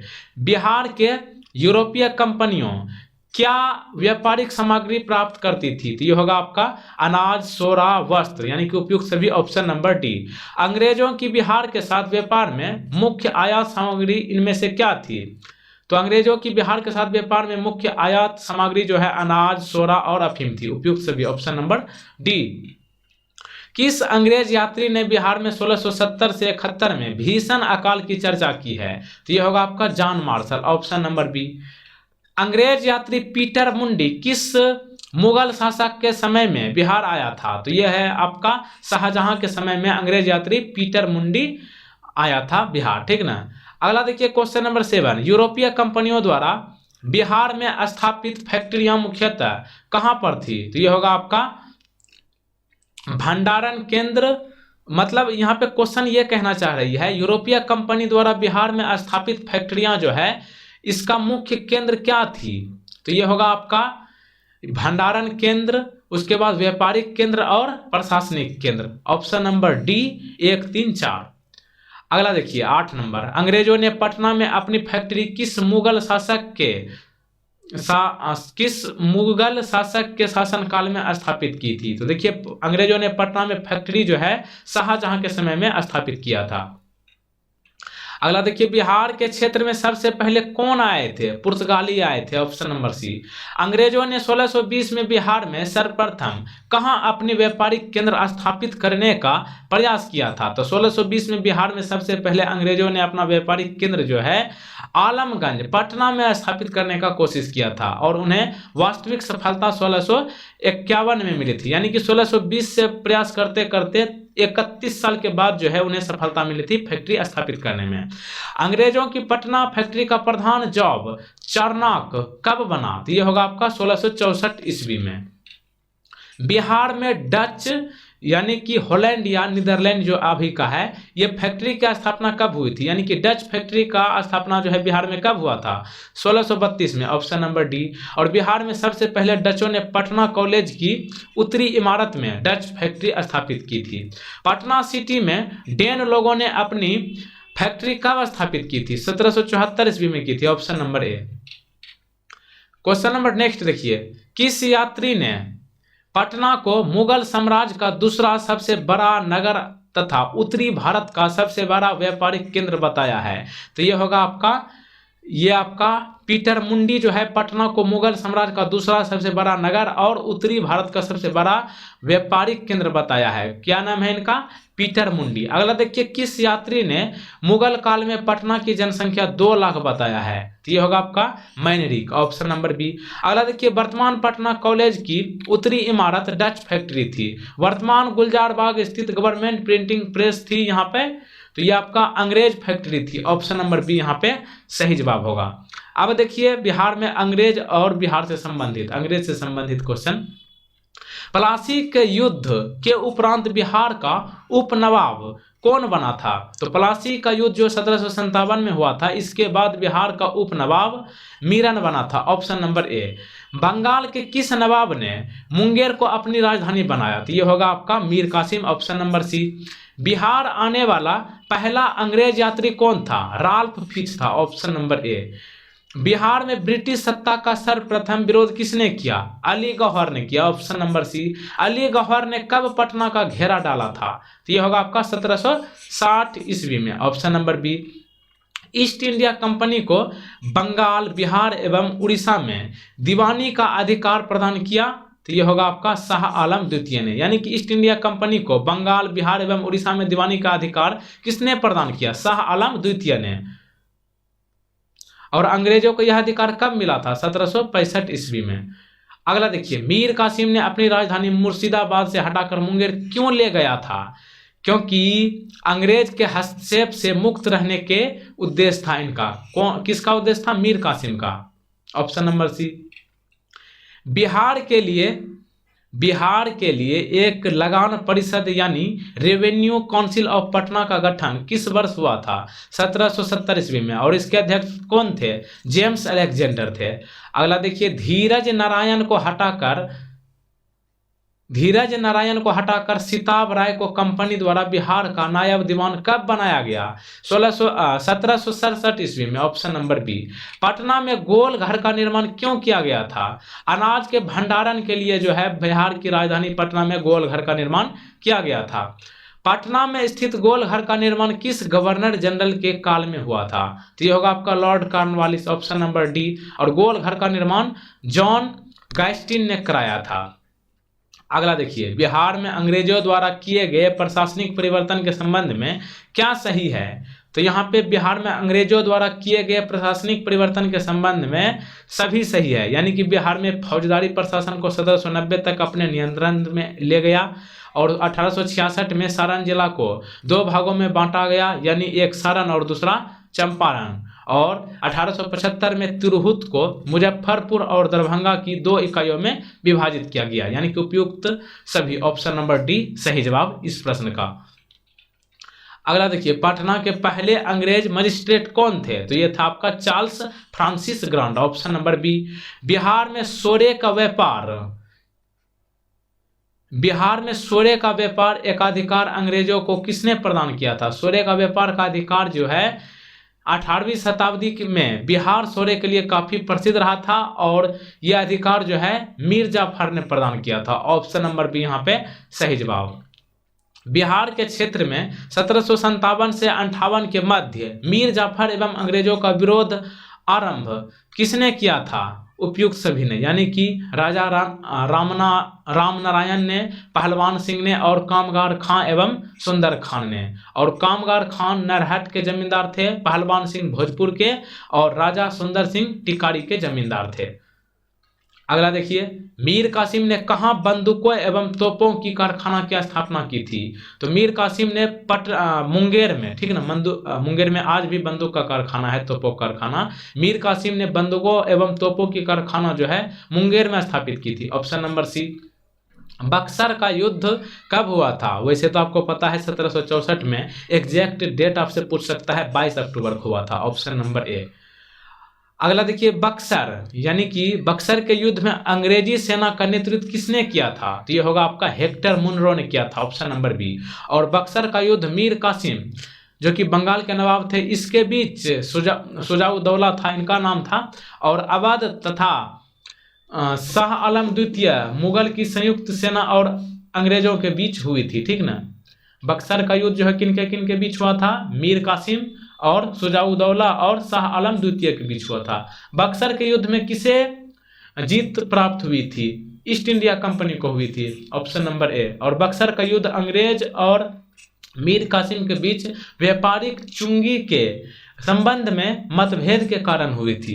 अगला देखिए, क्वेश्चन नंबर 20। 1781 ईस्वी में बिहार के पटना के आसपास के क्षेत्रों में हुए ब्रिटिश विरोधी संघर्ष में भाग इनमें से कौन लिया था? तो यह होगा आपका इकबाल अली खान और नारायण सिंह। उपयुक्त ए एवं बी दोनों। Option number C. और हेस्टिंग्स ने इस विद्रोह का दमन किया था, ठीक ना। पटना नगर पर 24 जून 1763 को किसने अधिकार किया था? तो एलिस ने किया था, ठीक। अगला देखिए, इनमें से किस भारतीय को रॉबर्ट क्लाइव ने बिहार का नायाब दीवान नियुक्त किया था? तो यह होगा आपका Sitab Rai. Option number D. Question number next देखिए, 1773 ईस्वी में पटना स्थित अंग्रेजों की फैक्ट्री पर अधिकार किसने किया था? नवाब मीर कासिम ने किया था। ऑप्शन नंबर सी। ब्रिटेन के राजा ने 1765 में एक फरमान द्वारा बंगाल, बिहार एवं उड़ीसा की दीवानी ईस्ट इंडिया कंपनी को कितने रुपये में दिए थे? तो ये आपका 26 लाख रुपये में दिए थे। Option number C. ध्यान रखिएगा, ब्रिटेन के राजा जो है 1765 में एक फरमान जारी किया था जिनमें कि बंगाल, बिहार एवं उड़ीसा की दीवानी ईस्ट इंडिया कंपनी को 26 लाख रुपये में दे दिए थे। Option number C. अंग्रेजों को 1765 में बिहार, बंगाल और उड़ीसा की दीवानी उपलब्ध कराने में महत्वपूर्ण योगदान इनमें से किसका था? नवाब मुनिरी दौला का था। ऑप्शन नंबर ए। सम्राट शाह आलम द्वितीय ने ईस्ट इंडिया कंपनी को बंगाल, बिहार तथा उड़ीसा की दीवानी प्रदान की थी कब? 12 अगस्त 1765 को। ऑप्शन नंबर ए। 1770 में बिहार में प्रांतीय परिषद की नियुक्ति की गई। इसके अध्यक्ष कौन थे? डायरेक्ट ध्यान रखना है कि प्रांतीय परिषद की नियुक्ति जो है बिहार में 1770 में हुई थी। इसके अध्यक्ष कौन थे? James Alexander. Option number A. Bihar में धीरज नारायण, सिताब राय और सैमुअल मिडल्टन का 3 सदस्यीय परिषद कब बना था? 1766 में। ऑप्शन नंबर ए। 1761 में बिहार का उप प्रांतपति इनमें से किसको बनाया गया था? राजवल्लभ को बनाया गया। ऑप्शन नंबर सी। 1767 में ईस्ट इंडिया कंपनी ने राजा राम नारायण को हटाकर किसे बिहार का नायब दीवान बनाया गया था? तो यह होगा आपका Raja Sitab Rai. Option number A. Bihar में कब एक लगान परिषद का गठन किया गया जिसे रेवेन्यू काउंसिल ऑफ पटना के नाम से जाना जाता है? ठीक ना, प्रश्न क्या है आपका? बिहार में एक लगान परिषद का गठन किया गया जिसे रेवेन्यू काउंसिल ऑफ पटना के नाम से जाना जाता था। इसकी स्थापना कब हुई थी? 1770 में हुई थी।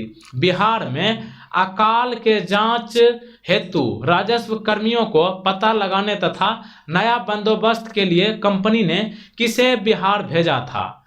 तो यह आपका सर जॉन शोर को भेजा था। ऑप्शन नंबर सी यहाँ पे सही जवाब होगा। प्रश्न क्या है कि बिहार में अकाल जो हुआ था इसी की जांच के लिए राजस्व कर्मियों को पता लगाने के लिए और नया बंदोबस्त के लिए कंपनी ने बिहार भेजा था। किसको? सर जॉन शोर को। ऑप्शन नंबर सी यहाँ पे सही जवाब होगा।